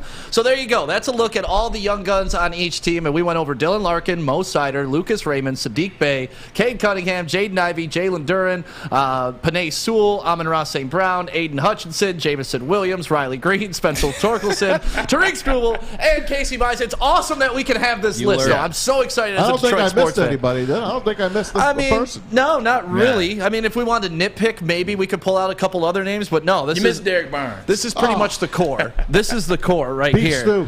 So, across all sports, and I want everybody in the chat to get a part of this too, across all sports, all those guys I just named in Detroit, who is the one guy that's going to be a part of Detroit culture for the longest and just a part of establishing himself here in this city? In the words of Maz, which young Detroit star will make the biggest and longest splash? Very well put, Maz. Thank you. And what do you guys think? Let's get the young guns. You guys go first. You guys are young. You guys go first. And don't answer as Cagney and Lacey, okay? Right. Answer individually. Hey, think about the sport. Give me all four. Think about the sport and how long you last in a sport. I know this, man. Yeah. I know this. Well, I'm talking about to them. No, they're on it. They've been waiting. So what you thinking? Let me ask you, is the question is who's going to have the biggest splash for the longest time, right? Out of all four sports. That's exactly what I just said. Who's going to have the best career? I got you, Brent. I got you. All right, I'm going to go with Panay Sewell. I mean, that's if I had to book a gold jacket guy, I would book Panay Sewell. I think he'll play his entire career. And again, like if we're talking impact on the field, it's got to be your right tackle who could be your future left tackle. So I'm going to go with Panay Sewell. I mean, I could pick Jaden Ivey, but again, because I think Jaden Ivey's the biggest domino that has to fall for the Pistons to get to where they want to be. But I'm going to stick with a solid one. I'll go Panay Sewell. Nice. Talking longevity, as well as impact player, I'm going to go Riley Green. Baseball, you get those big, long contracts. You can play up into your later years. And you can even switch positions. We see that with Miguel Cabrera right now. So I probably go Riley Green. I think a close second for me was Cade Cunningham. But you know how the NBA gets sometimes. You know, guys get to moving towns and cities, get some rings. But don't pump that energy. Don't put that out in the universe, easy. I know. Damn, I'm mad I said just now. But because baseball, those guys go so long, I got to go Riley Green. All right. What about Sam? you? Sam Flannel, you want to get in on this? I will go with Cade Cunningham, and one of the reasons is because the NBA is a sport where one superstar, to which Cade Cunningham, I believe, will get to, can impact winning greater than any single sport. And I've said many times, in the month of March alone, he was one of the best point guards in the NBA after he got his rookie growing pains out of the way. And those are the kind of numbers I expect him to put up for the rest of his career, especially as he gets better teammates around him. Love it. What about you, Maz? I have it between two guys. I got Riley Green and I got Mo Sider. Mo Sider could play 20 years like Nick Lidstrom. And Riley Green, if he stays healthy, I heard Lynn Henning on this show compare him to Al Kaline. Al Kaline. Yeah. I mean, how can I not get that out of my head? I'll just be different. I'll be different than Easy this time. I'll say Mo Sider because I'm going to have Nick Lidstrom in my head. Braylon. The reason why I can't choose Cade Cunningham is because I don't trust the NBA. Okay. Like, with the exception of Steph Curry, like, everybody's somewhere else. Like, you're looking at major stars. I'm talking about stars, leaders of programs, leaders of teams. 3 years, they're somewhere else. Mm-hmm. You know, so that's why I can't do Cade Cunningham, although I know he wants to be here, although I know he loves the city. I struggled between three guys. It was between Mo, it was between Riley, and it was between Aiden Hutchinson. I'm going to go Aiden Hutchinson, and the reason why, man, he's a defensive end. Defensive ends tend to last a long time. They tend to last in the teams. They want to be there. He's a Michigan guy, born and raised. He cares about the Detroit Lions. He wants to make that franchise great. He's a Dan Campbell guy. He's going to build this franchise from the start up. He's here literally in year 2 of Dan Campbell's tenure. So I think Aiden Hutchinson will be the guy that makes the biggest splash and lasts the longest. What does the saying goes? It says defense wins championships. And if you're planning on them to build this way, the way you think it is, well, Aiden Hutchinson is going to be a huge part of that. I'm going Aiden Hutchinson. Not because he's a Michigan guy, but because he was the best player in the NFL draft, and he's also a mutant. If you've never seen him in person, he's a lot bigger than he is on the field. Love that. Running through some of the comments here, we got Riley Green, Sewell, Sider, Hutch is a lifer, Sider, Jalen Duran or Ivey, Sider. Yeah. Cade, 100% Cade, Sewell, Cade or Sider. I mean, it's kind of all over the map. Our boy Epic said Sider's going to be Vladdy. No. There's a few people that have Sider as the landslide. He's the one that can play a long time in hockey too. He's under the right management. That's the and kicker. He's got the right team around him. Yeah. And Sider is tough, and then linemen. Like having Penei Sewell. Yeah. It's tough to go against that pick as well. Penei Sewell is a guy that's going to play right tackle for a very long time. You saw how strong he is. He's a Hall of Famer. He's a Hall of Famer. I was going to say, I agree with Jeff. He's a gold jacket guy. Yeah. But if I'm picking out of all these guys, to me it's Cade Cunningham because he's the cornerstone. It's basketball. I just can't trust basketball. Right. That's fine. That's fine. But look at what an Isaiah Thomas did when he came here. But this ain't 19. But this ain't the 80s though. It's not that day. How many players have stayed on their same team with the exception of Steph? But we're watching that now, and then we discussed this after the last championship. You got your Steph, but you also have a Giannis and stuff like that, to where it's becoming more of a feather in your cap to stay and build than it is to run and chase. Look how many people clowned Kevin Durant for running and chasing. Look how much I clowned LeBron James for running and chasing. By the way, today is look the at John anniversary. Morant. John Morant's another guy. Devin Booker is another guy. But John Morant's only been in the league 3 years. Right, but I guarantee he's staying in Memphis. He's not going to go try to chase the bag and try to leaving. get. I could see John Morant leaving. I think we saw a change in the NBA over the last 2 years that these guys want to stay and prove that they're the guys that build this, because you get more credit to your legacy. You do. You do got young guys that are into that mode now. I get that they're still young. We have to see. But when you mention names like Giannis and Luka and Joker, we all know that foreign players, they don't leave their teams. You can go back as far as you want to. Foreign guys, when they get to a team, they respect that team and they treat it as family. So you can't use foreign guys in that equation. Okay, then let me use Steph. I'll use Steph as my example. I'll give you Steph. Dame Lillard is kind of another guy that's kind of in that lane. And now what is he doing? Every other rap song is like, you know what I'm saying? This is what he gets for being loyal. But the reason I'm picking Cade overall is people want to come and play with Cade. Yeah. Like, we're talking about all these other players, and all these other players are fine. They're serviceable. But nobody's looking at them as true alpha leaders, right? They're all kind of looking at each other as equals. When you look at Cade and we put him up there with everybody else, and we talked about it. Yeah, he's only been here a year, but he feels like the old man that has been here forever and is so pure Detroit that he's not going to go anywhere. So that's why I'm picking Cade Cunningham. You can't go wrong with any of these guys, but Cade would be my guy. Yeah, Cade would be my guy. And conversation to be having too. Isn't that beautiful? It is. Yeah, we're not talking about, who's the next to retire because of injury? Is it going to be Blake Griffin? Is it going to, we're not having that conversation anymore. It's who's next. Is Stafford through? Like, are we looking to replace him? These are conversations we were having, 2-3 years ago? Yeah, and now it's all about, we got the guys. Let's just see how they progress. So, next. Jeff and Easy, can't thank you guys enough for joining us this afternoon. Make sure you watch the Woodward Heavyweights today from 5 to 7. Malcolm Rodriguez is going to join them at 6 o'clock. And then Jeff Iafredi, tune into the Jeff and Gentry podcast as well. I saw you guys' picture back there, man. It's right behind Easy. I see the cool picture back there. We're looking good up there, Gray, aren't we? Hey, you guys looking good, man. I'm going to have to get in that Better Rate studio, man. Some things popping off in there, like the 103 Club. I'm the only one without a picture. Yeah, well, you don't get shirts, you don't get T-shirts. No pictures, you're the Rodney Dangerfield of women's sports. I got nothing. I don't have a picture. Well, yeah, you're at least on the this show. The thumbnail? Yeah, you got the thumbnail. The thumbnail from yesterday. My goodness, I thought we were going to get flagged for NC-17. Braylon shirtless. Good Lord. You know what I'm saying? Hey, man, that's for the ladies, baby. That's for the lady, for our lady listeners. Thank you guys for being a part of that conversation. We'll see you guys in the back. And let me tell you about our friends at Guardian Alarm. If you want people to stay out your house, there's one place that you need to call. It's a 1-800-STAY-OUT. That is 1-800-STAY-OUT. Give them a call today. And if you mention Woodward Sports, you're going to get a free gift. And it's a surveillance thing for you, too. It's pretty cool. So free stuff just by calling and mentioning Woodward Sports. Call 1-800-STAY-OUT. It's Guardian Alarm. Hey, it's Sean Jordan from the Sports Marketing Agency, and SMA wouldn't be who we are without our amazing partners. Thank you so much, Sean. You know, at Detroit Wayne, we want to serve as a resource for you and your families. We offer mental health services, substance use disorder services throughout our communities, and we want to be that source and resource within the community. If you or a loved one are suffering from a mental health or substance abuse issue, please don't hesitate to call 1-800-241-4949. New to the game or a season better? OddsTrader.com has everything you need to make the right bet ahead of kickoff.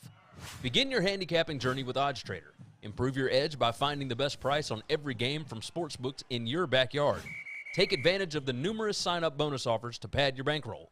Dive into key game statistics, player performance, and even account for the projected game day weather. Best of all, you can use the OddsTrader Bet Tracker to keep a log of your action. Welcome to OddsTrader, and best of luck. You have an opinion? Make sure it's seen and heard. Corner, jumper, tweet us, hop on the YouTube chat, slide in the DMS at Woodward Sports on all social media.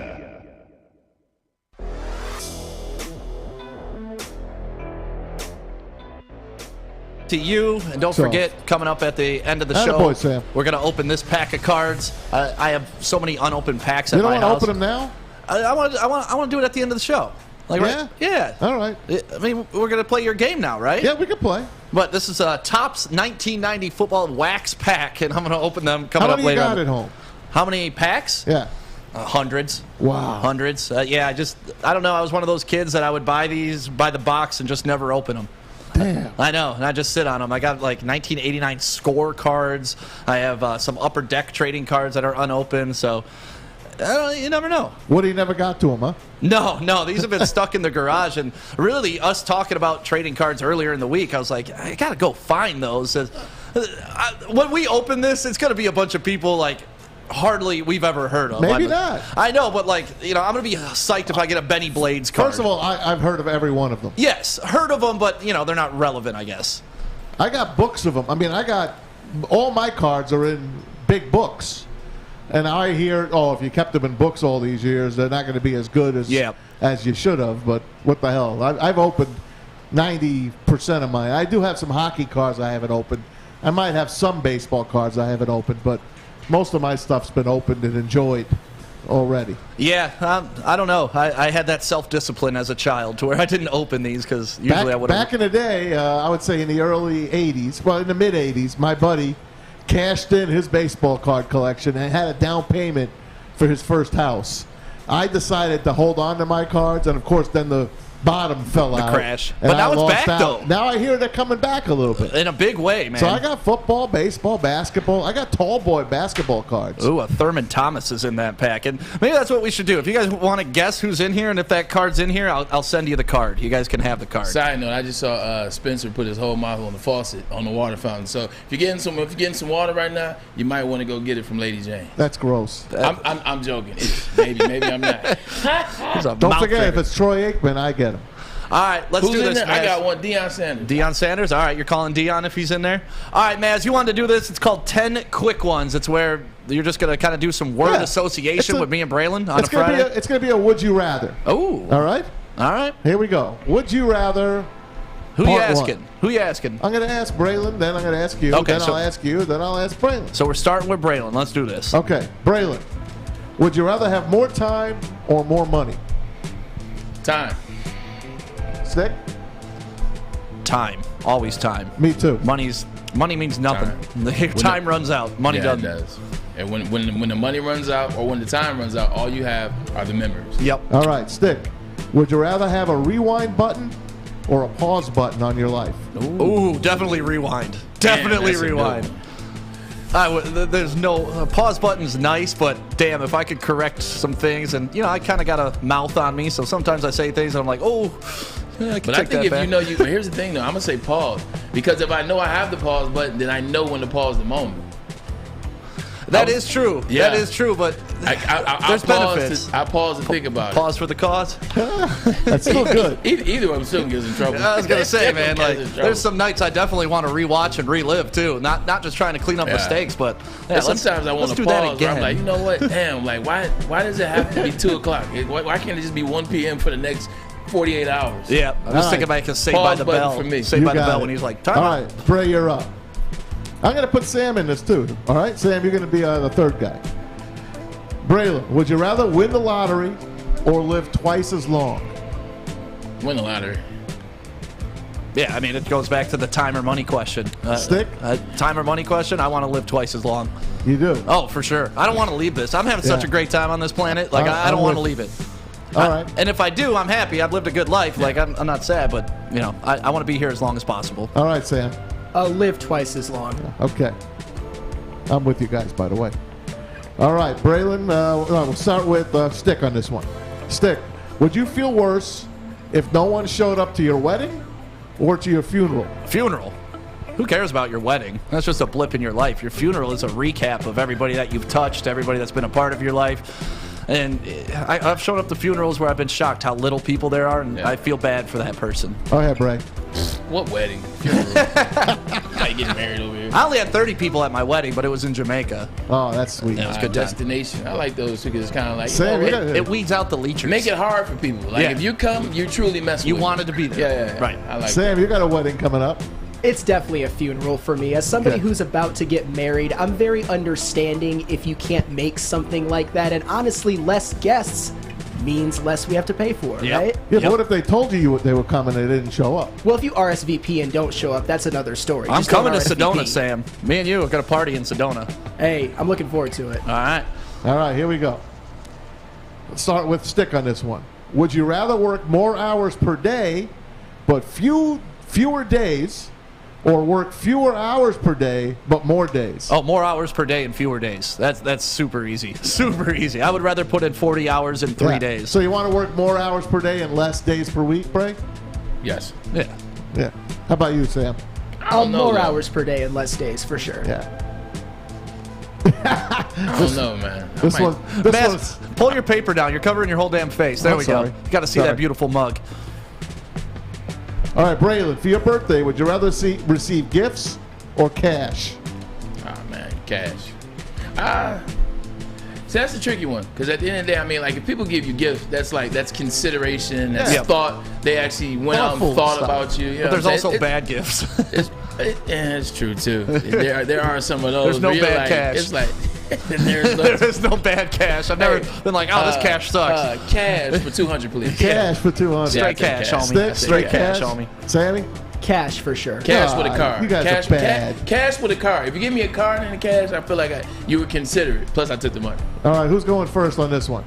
I'll go first. Go ahead. All right, Bray. This is good. This is a good one for I'm you. gonna jump in there. This is a good one for you, Bray. Would you rather go to a movie or to dinner alone? Movie alone. Yeah, I'm a movie I was guy ready to go last night to Elvis alone. Yeah, I don't mind going to the movies alone. Something about going to dinner alone, like I'm like, I'm good on that. Yeah, just logically, when I'm at a movie, I'm not talking to anybody anyways. At dinner, I want to have a conversation, so I go to the movies alone. But Sam? I've done both alone. I'm good. I don't mind either. Yeah. Sam? Movie alone. I mean, movie alone, you got the entertainment already there for you. At dinner alone, what are you going to talk about? I tell you what, though, when I was working in the mall at 12 Oaks, I had breaks, obviously. You went to 12 Oaks? Yeah, and I would go to like Sapporo to eat, and sometimes I'd be eating by myself. By the Taco Bell. And girls would be like, why are you eating by yourself? And then you'd go have lunch with girls. Yeah. So sometimes it's a nice way to meet chicks, eating by yourself. If we go to like the Coney Island or something, and I see it, and my daughters are with me, and they see a guy or a woman sitting alone, they're like, Dad, oh, and we start talking to that person. We kind of we're talking to that person as I've like they're always sitting wanted with that us. as a service at a restaurant for like lonely people. You hire people, like 3 or 4 people, where would you like to dine with somebody, and then you could sit with them and have an interesting conversation while you eat. Wouldn't that be a cool feature for a restaurant to offer? Yeah, well, like we sat across the booth from it. And we kind of like brought him in as our own, and we paid the guy's bill. It's cool until you get the guy that's like, excuse me, could you shut the F up and get the F out of my booth? Like, I'm sitting here for a reason. Get out of here. But just think, you roll up to a restaurant, they're like, would you like the company of Braylon Edwards tonight. I'd be like, hell yeah, let's talk about Brule. Let's go. I'd be like, what restaurant is this, and how much am I getting paid for that? This is a tough one now. Stick, you lead this one off. All right. Would you rather explore space or explore the ocean? Ooh, that is a tough one. I'm fascinated with space, though. I'd go to space, definitely. So you and... me and Elon? Yeah, you Hell and yeah. Elon. That's the homie. You hear he knocked up his like assistant, had twins with her? I see that. There you go. Those kids are set for life. Rich. Good Lord. Bray? When you're that rich, you can knock up as many people as you want. Space or ocean? I know where you're going. That's an easy one. Yeah, you're going to space. I'm going to space. Yeah. Like one, like the ocean. Like I give so much credit and kudos to those individuals that explore the ocean bottom and they're in those bubbles, they're in those machines. Because anything goes wrong, you're at the bottom of the ocean. That pressure, it's terrible. Like in space, you know, so what? Something goes wrong, I freeze to death in a couple seconds. I take it. All right, who's up? Sam? I'm going to go with the ocean. It's the most underrated, fascinating thing in the entire world. I mean, 70% of the earth is covered in the ocean. Yep, it's it is amazing. crazy. All right, this It's amazing until you see one of those dinosaurs that still exists down there. I'm cool on that. Ain't no dinosaurs in space. There's really no good answer, I guess, to this one. You probably I just had that visual of a dinosaur in space just like floating around. Sorry, I got off track. Go ahead, man. You have to answer this one, even though you probably want to stop both. Would you rather put a stop to the war or stop world hunger? Stick. World hunger. War's always going to happen. It's just part of human nature. Let's feed everybody, though. Go ahead, Bray. Racism. That's a good one, too. I'll put in the racism. Go ahead, Sam. World hunger. And I'll make one more here for the end here. Would you rather lose, Braylon, lose your keys or your cell phone? All right, that's easy with my keys. You just did. I just did. And I was good because I used my cell phone to call But I mean, you Magic. can't find them. Yeah.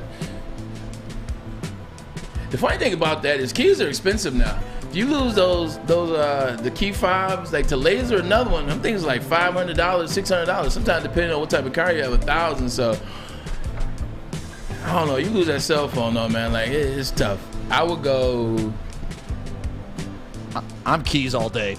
Yeah, I go key. Keys all day. I can call an Uber with my cell phone. I can't do damn thing with my but keys. Then but you don't have a key. You got to go get another one. That's $500. That's fine. I can break into my house too. How much is a new cell phone? About $1,300. No, $200. Insurance plans. Yeah, I'm on that Cricket plan, so I got to pay full price, baby. I'm broke as hell over here, man. What do you got? I would rather lose my keys. Yeah. All right, I got one last one. One last Because I got one. to end it on a movie for Braylon. Okay. You ready? Yeah, I'm ready. Who would you rather have on your side, Rambo or the Terminator? Oh, Rambo, man. Rambo. I can't trust the robot, man. Like Rambo, I know what I'm getting. I know he's gonna get me out the mission. I know he's gonna we're gonna be good. Like my man John Rambo, aka First Blood, is going to get me out of the mission intact. Okay, he's gonna kill 100 people and he's human. With the Terminator, he might, some switches might come back on. It might short circuit, and he might look at me like, "Oh man, John Connor." He might kill me. That's tough, man. I got to take the robot, right? Yeah. Take the robot if you can. Robot's yours. I'll take the robot. Sam, you They ended. thought that too. I love Robot. You saw that movie, Stallone, and so I'm going to go with Rambo. yes, I saw a Stallone picture guy. of Stallone's daughters today. Oh, beautiful girls, huh? Yeah, but that's because of their moms. Yeah. Like, that's one thing Sly did well. He picked some great moms. He did. That's it. This or that, baby. This or that. Well, thank you, Maz, for your got it. questions. Appreciate everybody in the chat. They were having fun with this, too. So thank you guys for being along with this. Make sure you hit us with a like right now and subscribe if you're watching on YouTube. And coming up next, we are going to talk about how every NFL roster was ranked and where the Lions wind up. Similar to where Dan Campbell was ranked yesterday as a head coach. We'll talk about that. But first, tell about our friends at Gypsy and Mulligan. We keep talking about mulligans, man. You know what? You need a mulligan, but I'm not talking about a life. I'm talking about a drink. Introducing the mulligan from Gypsy Vodka. We already told you about Gypsy Vodka. I mean, corn distilled 6 times using artesian spring water. Like, it's gluten-free. It's great. Now imagine that inside a can with lemonade or mango or iced tea. Well, that's essentially what the mulligan is. 8% alcohol, and I do mean 8%. Support Michigan distillers, Adam and Mike out of Petoskey, Michigan. Michigan State graduates in that. You got to support the mulligan, whether you're on the golf course, whether you're in the backyard, having a drink, having a smoke, having a brew. Introduced to the crew, the mulligan. Drink responsibly. Detroit's downtown summer playground is back. Open all summer long, the Monroe Street Midway. Enjoy roller skating, free Wi-Fi, food trucks, art installations, and so much more. Don't forget to take advantage of the basketball court, putt-putt, and, of course, family programming all summer long. All art installations are done by Detroit artists, and it's a fun, safe event from people 1 to 100. Go to deckedoutdetroit.com. You don't have to go to the beach, man. You don't have to get your butt crack full of sand. You just need a little chili peppers, man, to get that glowing beach chili peppers tan. Woo! With 26 locations in the Metro Detroit area and more coming, Chili Peppers Tanning is where you'll find the cleanest salons in the D. Join the Pepper Club for the best deals on unlimited tanning. Head to chilipepperstanning.com. You just need a little chili peppers, man. Make sure you download the Woodward Sports app in the App Store and the Google Play Store today. Take Woodward Sports with you wherever you go and listen live on your phone or mobile device.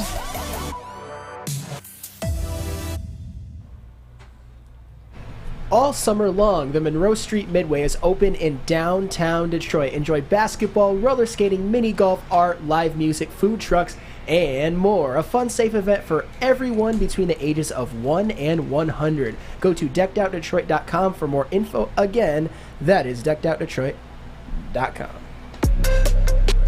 Welcome back to the Bottom Line on the Woodward Sports Network. Thank you guys for being a part of the show today. My name is Stick, filling in for Ryan Armani. It's his last day of vacation. Soak it up, Ryan. Just soak it up. Braylon Edwards, kind enough to let me share the stage with him this week, so thank you very much. Ryan's doing the honeydew list right now. His vacation is long over. Oh, boy. Oh, boy. Yeah, once that honeydew list comes out, it's like, oh, boy. Oh, boy. No, but shout out to Ryan. We miss you, buddy. Miss you around here. I don't think people know this, but, you know, Ryan does his thing in the morning, and then when he comes into Woodward Sports, like, he comes in, clapping it up. We get that energy up, and, you know, you miss that. Because he has fun here. Yes. It's sports, not you know, news. Not you know. Be careful, man. Well, no, news. News, yeah. You know. Oh, I know. Like, You we know got to what I get mean. serious on some topics. Exactly. It kind of sucks the life out of you when He we could does be have having fun on the 9. The 9's fun. Yeah, he does a great job. Before that, when you're anchoring and you got all that bad news and stuff, man. Yeah, it's tough. It's tough. Well, speaking of bad news, every NFL roster was ranked, and the Detroit Lions, where do you think We're they're moving coming up. in? Well, we're moving up to where Dan Campbell was yesterday's, ranked as a head coach at number 30. The Lions roster sitting at number 28, only above the Falcons, the Texans, the Bears, and the Giants. And this kind of went into the question that we asked yesterday, was Dan Campbell's ranking, if he had a better team, would he be a better coach? They're saying he's got the 28th ranked roster, but we know that the Lions are spending the most money on offense than anybody else in the league. Gang so it's signs. interesting. Uh-oh. Can you get that, Fletch? They're taking pictures in the mirror. Hold on. They're doing selfies. If you look behind me, because they can't see in. No, not at all. These people can't see in, but they're out here just taking selfies right in front. Gang, gang. Gang, gang. Gang, gang. Oh, they're Los Angeles. Yeah, they have no idea what the hell's going on. They don't know that they're live right go now. Bang on the window. I can't wait till Woodward Sports gets to the point where it's like the Today Show and we got people just out there holding up signs and stuff. That'd be great. But yeah, that's what goes on. Literally, we put some reflective stuff on here so we could keep out the sun because it got damn hot in here. And it's turned into just this being a selfie wall for people. Girls walking by, checking out their butts as they go by. And how do you not? As I'm checking out their butts as well. But either way. You? No, not you. Either way, 28th for the Lions. Is that fair? Yeah. Okay. I think it is fair. I mean, it kind of goes back to what you saw with Dan Campbell yesterday in the conversation with Cody Benjamin. It's like you have to prove. You know, Dan Campbell, 1 year under his contract with the Detroit Lions, he was 3-13-1. Now we see what you've done in the offseason with Brad Holmes. We saw the draft. We saw the acquisition and free agency. Well, you know, we could talk about that as well. But it made sense, and we know he's going to get better, but at the current time. Same with the roster. I mean, you look at the defensive side of the ball. I mean, they have the same defense that they had last year, which wasn't good. Right. Now, you add Aiden Hutchinson to the equation, and Charles Harris got paid. He finally showed something last year. I believe he had 7.5 sacks. So you know it's going to get better. Amani Oruwariye was really good last year for the Lions. So it's going to get better, but as it stands right now, comparative to other defenses, it's not really good. And even with the offense, now outside the offensive line, and then Amon-Ra St. Brown and T.J. Hockenson, nobody else has stats. Nobody else has shown improved. DJ Chark, you're expecting him to be what he was 2 years ago. Hopefully, yeah. Exactly. Right. You're expecting Jameson Williams. You're expecting what he did at Alabama. DeAndre Swift, you're expecting him to get to the level that he was when he left Georgia down there. So you have good weapons. You have people that are going to do something this year. But based on what they've done so far on both sides of the ball, I think it's comparable. They were 3-13-1, and they're coming off of that this year. This is a spot they need to be in. But I guarantee you that 28 can go to 12 real quick. Hey, I'm looking at the list. Didn't the Titans have the number 1 seed in the AFC last year? They did. They did. They got them 22nd. 22nd. They have the Panthers 23rd. I don't think the Panthers have a hell of a lot of talent. Now they got Baker Mayfield now.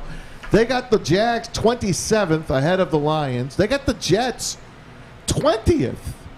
The New York Jets 20th. They didn't win many games last year. But it's about what they have on the roster. It's about Elijah Moore. It's about what you saw in Elijah Moore. It's about what you expect out of Zach Wilson, drafting Breece Hall. It's literally the same thing you're talking about on our side of the ball. Excuse me. Like, looking at these lists right now, talking about let's say, who ahead of us don't you like? Start with the Jaguars. That's it. I think we're right where we're supposed to be. To be honest with you, maybe we're better than the Jags. But did you see how much money the Jaguars spent on players that have balled already in the NFL? So it's not one of those situations where you're looking at like the coaches where it's potential. Those players that they picked up have balled already in the NFL. So you look at it from that lens. You got to accept that they were better than us based off what they've shown on other teams. How about the Jets? Like a Christian Kirk. The Jets last year, Elijah Moore was the number 1 receiver with yards after catch last year. You add Zach Wilson, you give him an offensive line that can protect him. Now, I can look at the board. Like, go back down to Tennessee Titans. You talked about the Titans and why they're 22nd. Yeah. No, because guess who's no longer there? A.J. Brown. Guess who also won't be there? Julio Jones. Yeah. Guess who's no longer there? Ryan Tannehill won't be the guy after a second. It'll be a young guy in your boy. Malik Willis will probably replace him at some point. So when you're missing A.J. Brown, who's top 10 wide receiver in the league, Julio Jones is gone. Who the hell are the wide receivers? Treylon Burks, who's also a guy that hasn't performed well in minicamp, that got out. Yeah, so they're worried about his breathing, honestly. He's a big boy. Yeah. It's another, when you get these big receivers, these guys that are not tall. Like Calvin was 6'5", so he's tall, right, and he's 235. Julio's 6'5", 230. He's tall. Yep. Treylon Burks is 6'2", and 230. That's a big difference when you're running those long, deep routes all the Thick time. with two C's. And then you look at the Washington Commanders. Like Terry McLaurin just got paid. They're better Aaron than Gibson, us. exactly. So here's a kind of a question I want to pose to not only you guys, but everybody in the chat. Who would you swap rosters with? Like, if you're the Lions, I think we're better than Washington, right? If I go roster. The Commanders? Yeah, No. if I compare roster by roster. Because Chase Young versus Aiden Hudson, I'm going Chase Young. Aaron Gibson versus DeAndre Swift. So far, that's a wash. Aaron Gibson has more yards. He's shown improved. DeAndre Swift is always hurt. Receivers, Terry McLaurin. Washington doesn't have a line. I mean, they do have one offensive lineman. Yeah, but that's the way I look at these types of rankings. Like, would I switch our team for the Panthers right now? I would probably take the Lions roster over the Panthers right now.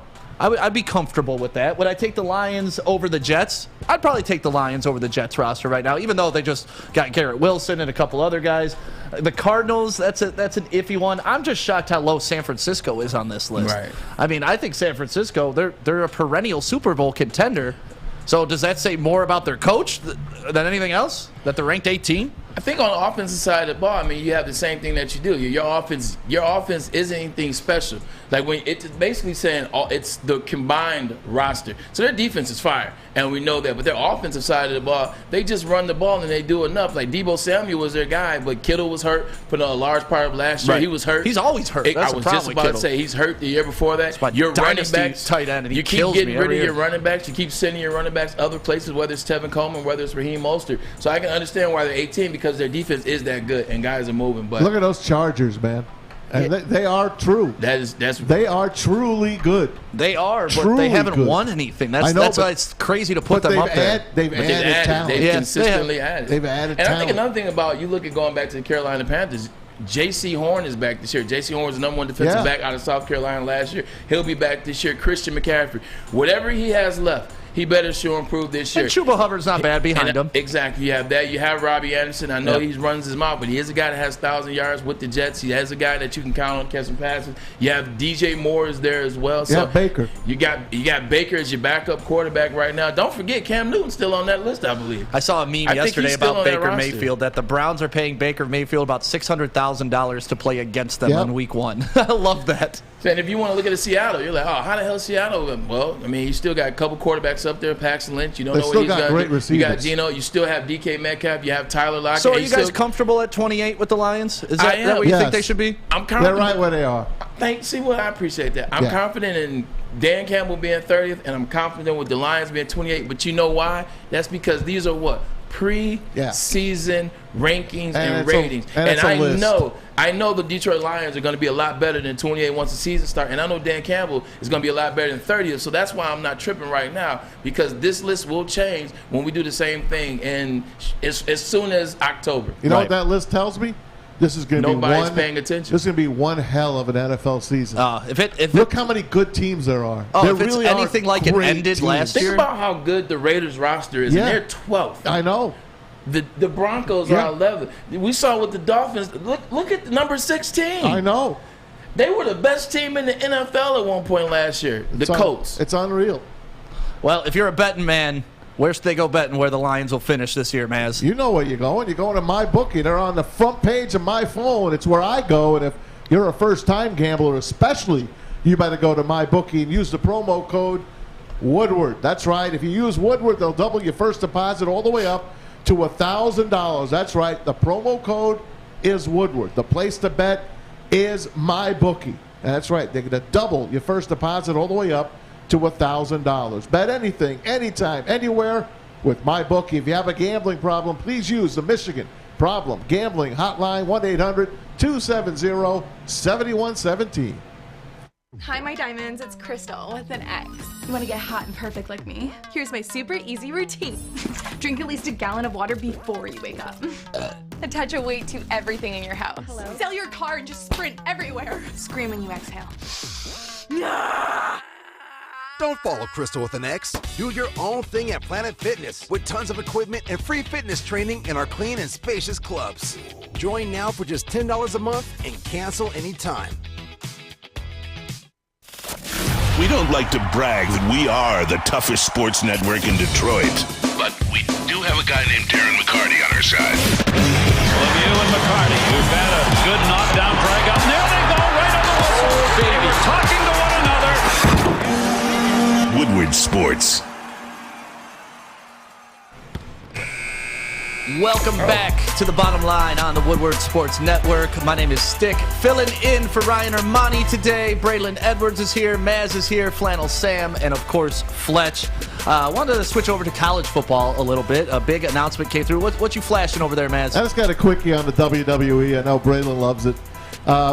This just did from ESPN a little while ago. Vince McMahon allegedly paid out a total of $12 million to 4 women over the past 16 years to quiet allegations of sexual misconduct, according to the Wall Street Journal. And you're surprised? No, I'm WWE, not. anything goes. This is the same man that paid a judge, attorney, and a whole town to cover up a murder by Jimmy Superfly Snuka back in 1986. So nothing surprising that they do. But Vince is not a dummy. He's still in the game because he stepped down as CEO. Yep, he does named all his that. daughter. But guess who just won Money in the Bank? Austin Theory, who's Vince's boy and his number one guy right now. So Vince knows what he's done. So, hey, man, I got no problems, man. Well, let's talk a little bit college football here. A couple things happening in college football. One, today, Dante Moore, the quarterback from Detroit Martin Luther King, who I got a chance to call 3 of his games last year. Kid is outstanding football player. He announced his commitment. Michigan was on this list because actually when we were at a King versus Cass Tech game, Jim Harbaugh was there scouting him at that point, and they had a comeback victory over Cass. It's interesting. But he picked Oregon over all the other options. Sad to see a 5-star recruit not choose Michigan. This is so let's take it a step further because everybody's always like, oh, he didn't choose Michigan. He didn't choose Michigan State either. This is the second top 5. I mean, this is the second 5-star quarterback in the state of Michigan that is in the own backyard of Mr. Tuck Cumming and Mr. Jim Harbaugh himself, and neither one of these kids are going to East Lansing or Ann Arbor. What does that say about how we're recruiting kids in our own state? Horrible. Like, I understand, and Matt's talked about this, and this makes sense, because a lot of times, like when I was thinking about my decision, and I didn't have a ton of offers, but when Cal offered, like one of the things I thought about was like, man, I get the hell out of here, man. I go to California and be up there. I said, where is Cal? Where's Berkeley at? But I knew it was in California. You don't look nasty in that Cal uni too. I like Cal unis. That was clean too, because all yellows. Deshaun Jackson. Yep. Like Deshaun Jackson was like 2 years after me. He wore that one, and it looked clean, official. Yeah. But yeah, like you want to get out of here, and I understand that. But with that being said, when you have a school in Michigan State that now understands the transfer portal, they understand NIL deal. They beat Michigan the last 2 years in a row. Last year they won 11-3. That bodes well. When you're Michigan, when finally you got your stuff together. Last year you won the Big Ten championship. You lost to Michigan State, but you trounced Ohio State. And then obviously you made the playoff. Now you got whooped in the playoff, but you got there. You had the conversation. For these two kids to say the hell with either one of those schools, something's going on in recruiting as it relates to the 5-star quarterback position in the state of Michigan. Well, SMA is actually doing a podcast right after we get off the air today, and Dante Moore is supposed to be in here. And I think we should ask him that. Like, hey, man, why didn't the state of Michigan draw you? Not only the University of Michigan, but why didn't you want to stay in the state? I'll tell you why. Because it's not transactional here. Or whatever the hell Jim Harbaugh wants to say. Yeah, transformational don't cut it anymore, man. Yeah. So whatever the hell you're doing in Ann Arbor and East Lansing, it ain't working. Transactional works, boys. And this is the thing, man. This is the part that gets me. I understand the part about wanting to keep the integrity of institutions. Obviously, Notre Dame is very similar to Michigan, and obviously Michigan State is doing the same similar things as Notre Dame and Michigan. I get that. I understand that.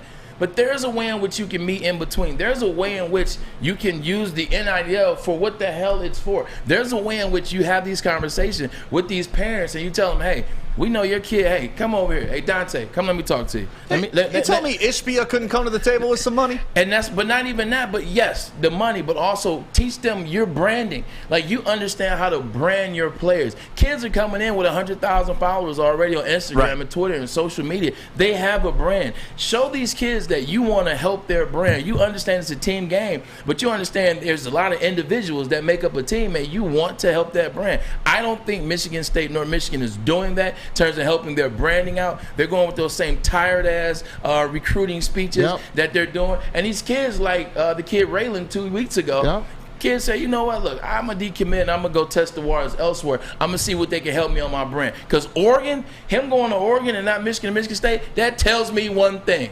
It's about the brand. Yeah. I mean, you don't think Phil Knight and the Oregon locker room and the Nike Oregon money. and the Oregon football field, basketball court is just as nice as what we have in Ann Arbor and East Lansing? Oh, it's better. It's Nike's better. facilities are better. It's way better. better. Yeah. It's like an oasis. It's like at Oregon, Eugene, Oregon is like this 1968 era town that's stuck in 1968, but they dropped this $100 billion institution and facility in the middle of 1968. So when you're traveling up there, you're like, oh, are we going to see Jimi Hendrix perform? I should move there. You would love it. You would love it, man. It looks like Jimi Hendrix is performing on Fridays. I should move until there. you get into the campus. You're like, holy hell, is this space? Wow. This is what space looks like. Well, one thing that I love, and it's happening here in Michigan, is we're going to be able to drink at college games now. Maybe, like they're talking about that's going through. And I think the proposed legislation would permit alcohol sales at college stadiums in Michigan. I've never understood why you haven't been able to drink during a college game. I mean, kids drank before high school games. Why don't you drink before college games? But we were talking about this. Is this going to lead to better drinking habits or worse? Because you got kids that are like pounding pints because they know they can't drink for 3 hours once they get into the stadium. So now are they just going to pound half a pint and then go in and pay money to drink in the... I don't know, but we're all grown-ass adults. It's a stadium. Let people drink. And I think you brought it up. The rich people have been drinking in those facilities for years. Yeah, 100%. Like, this isn't going to, well, at least at Michigan, we'll get to Michigan State secondly. This won't deter anything, or this won't cause an S show or you know what show. This won't lead to more drunkenness because guys are going to come in and keep drinking. Because, one, college kids can't afford these beers. The beers are $15. You can't afford but one beer in the college stadium, not to mention you missing time going to get a beer, et cetera, et cetera.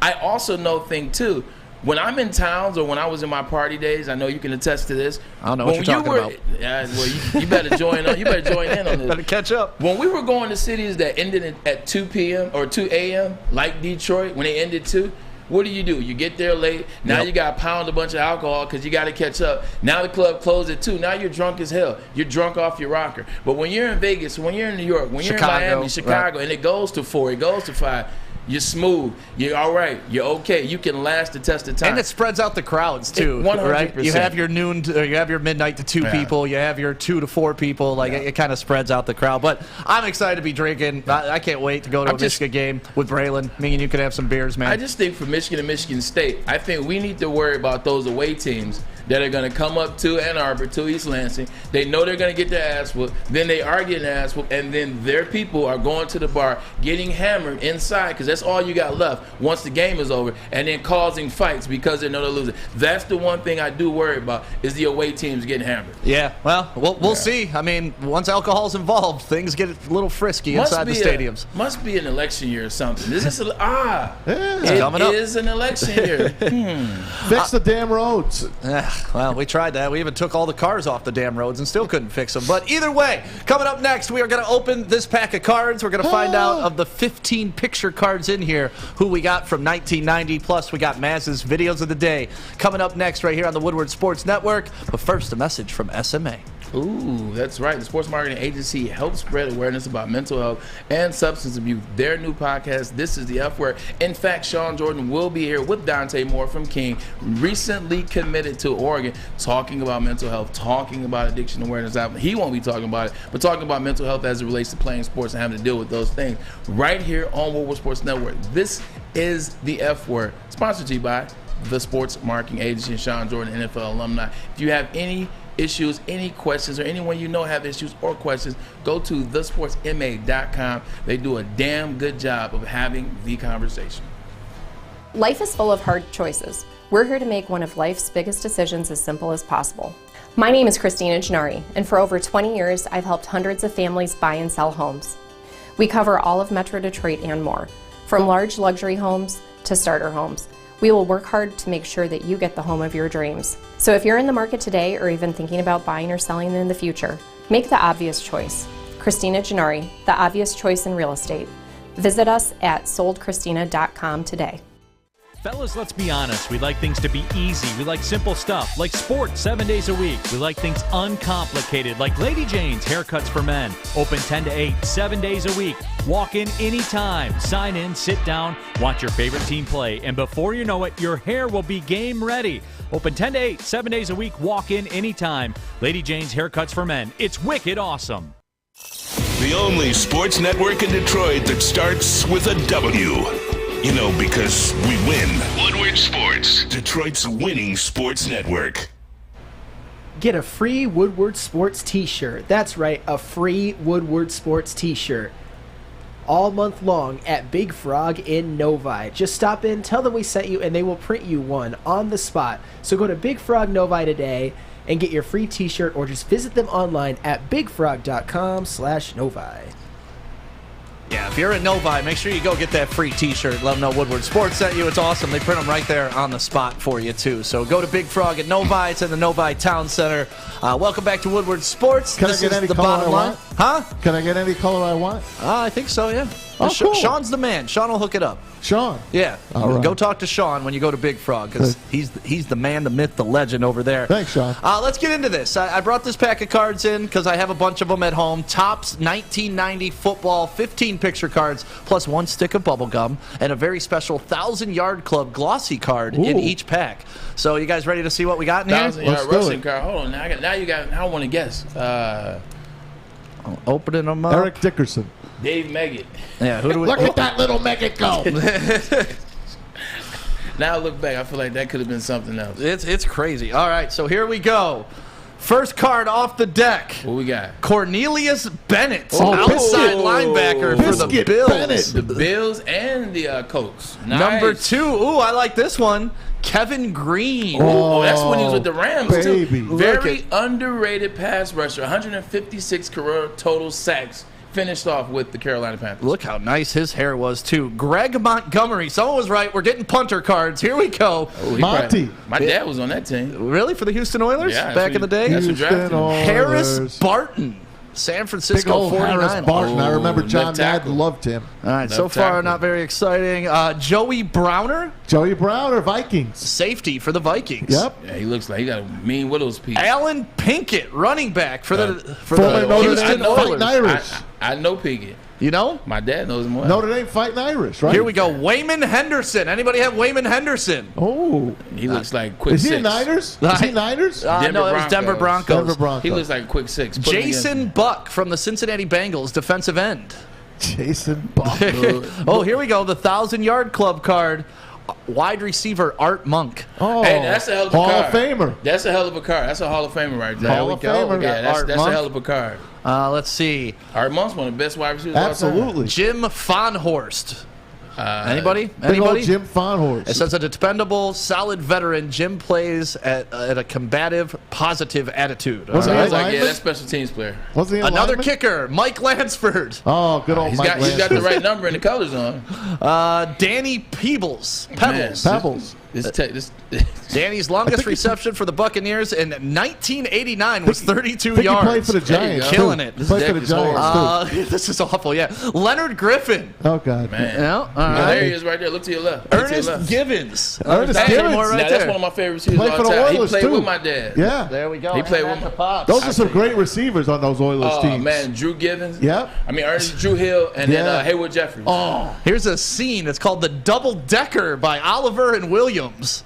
Oh, I know Oliver. He's a safety from the Dolphins. And last but not least, Ben Smith.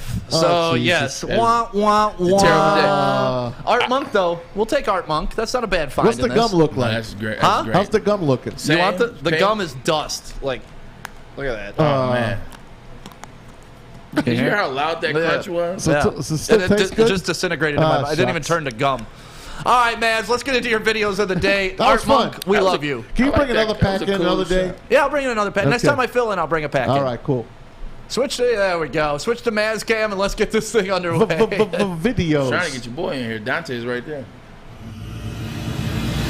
And now it's time for Maz's Videos of the Day, only on the Woodward Sports Network. Let's start it off last night in the NHL. The Red Wings' #1 pick. He took him to the green room. It's Marco Kasper. Welcome to Detroit. Hello Detroit, hello Hockey Town, hello Detroit Red Wings fans. I'm so excited to be selected by such a great organization and franchise, and I'm really excited to go to Detroit. Congratulations to Stevie Y and the Red Wings. They got themselves Marco Kasper, centerman.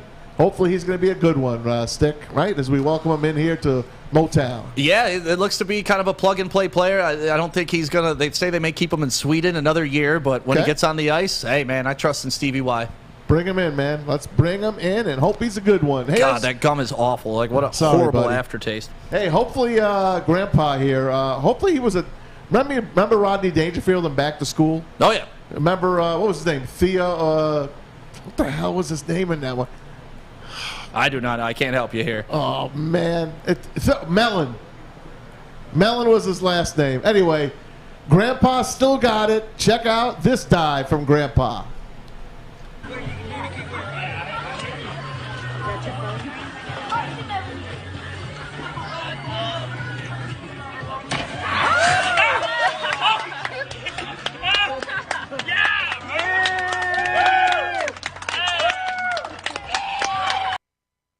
I won't even talk about Mr. How about that? Grandpa still got it. Got one more here for you.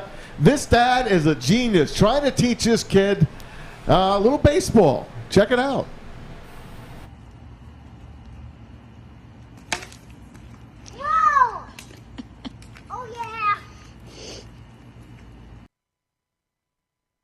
Now that's how you teach a kid how to hit a baseball. Braylon, we got a special guest in here for the last couple minutes. Special guest in studio, last couple minutes, we just talked about him. Committed today is official Dante Moore, standout 5-star quarterback out of Martin Luther King. I think I know a little something about that because I also went to King.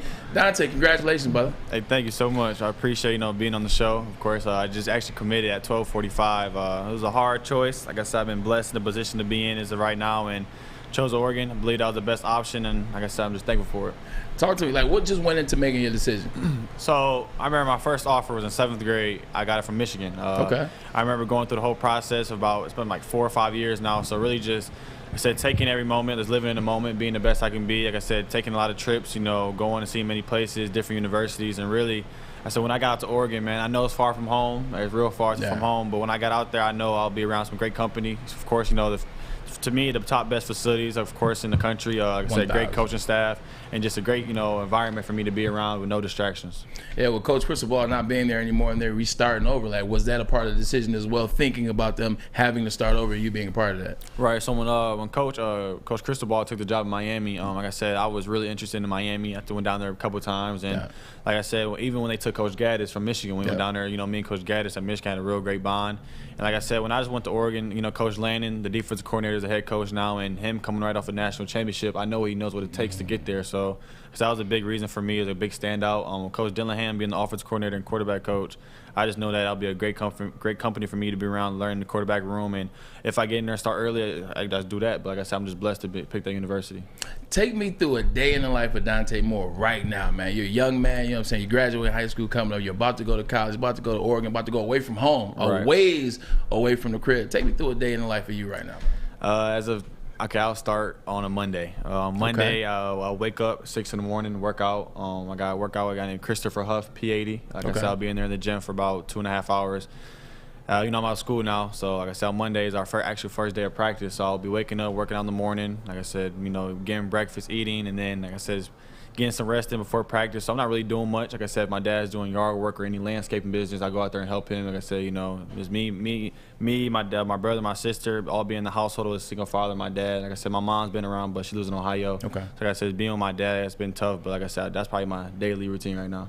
I love it, man. That's what I love about it. We had Will Johnson on last year, right around the time Michigan was playing in the Big Ten championship game. And the thing that I'm noticing with these young individuals is family. What family means to you. Can I talk about what family means to you, and then we'll let you go. I know you got to do some work with SMA as well. No, it's all good. Like I said, family is probably the biggest thing, of course, you need in life. Like I said, God comes first for anything. But like I said, family is like a huge part of me, of course. Like I said, it's the thing I'm repping on my back, on my jersey. Like I said, I'm just doing it for my family. Like I said, my last name's Moore, so everything I'm doing with it, every little detail has to respect my family. If I'm out doing something bad, it's just a bad effect, like a bad imprint on my family. So like I said, I got to do every decision right. Like I said, I'm just proud to have a strong family. Been a lot of adversity, but I'm thankful.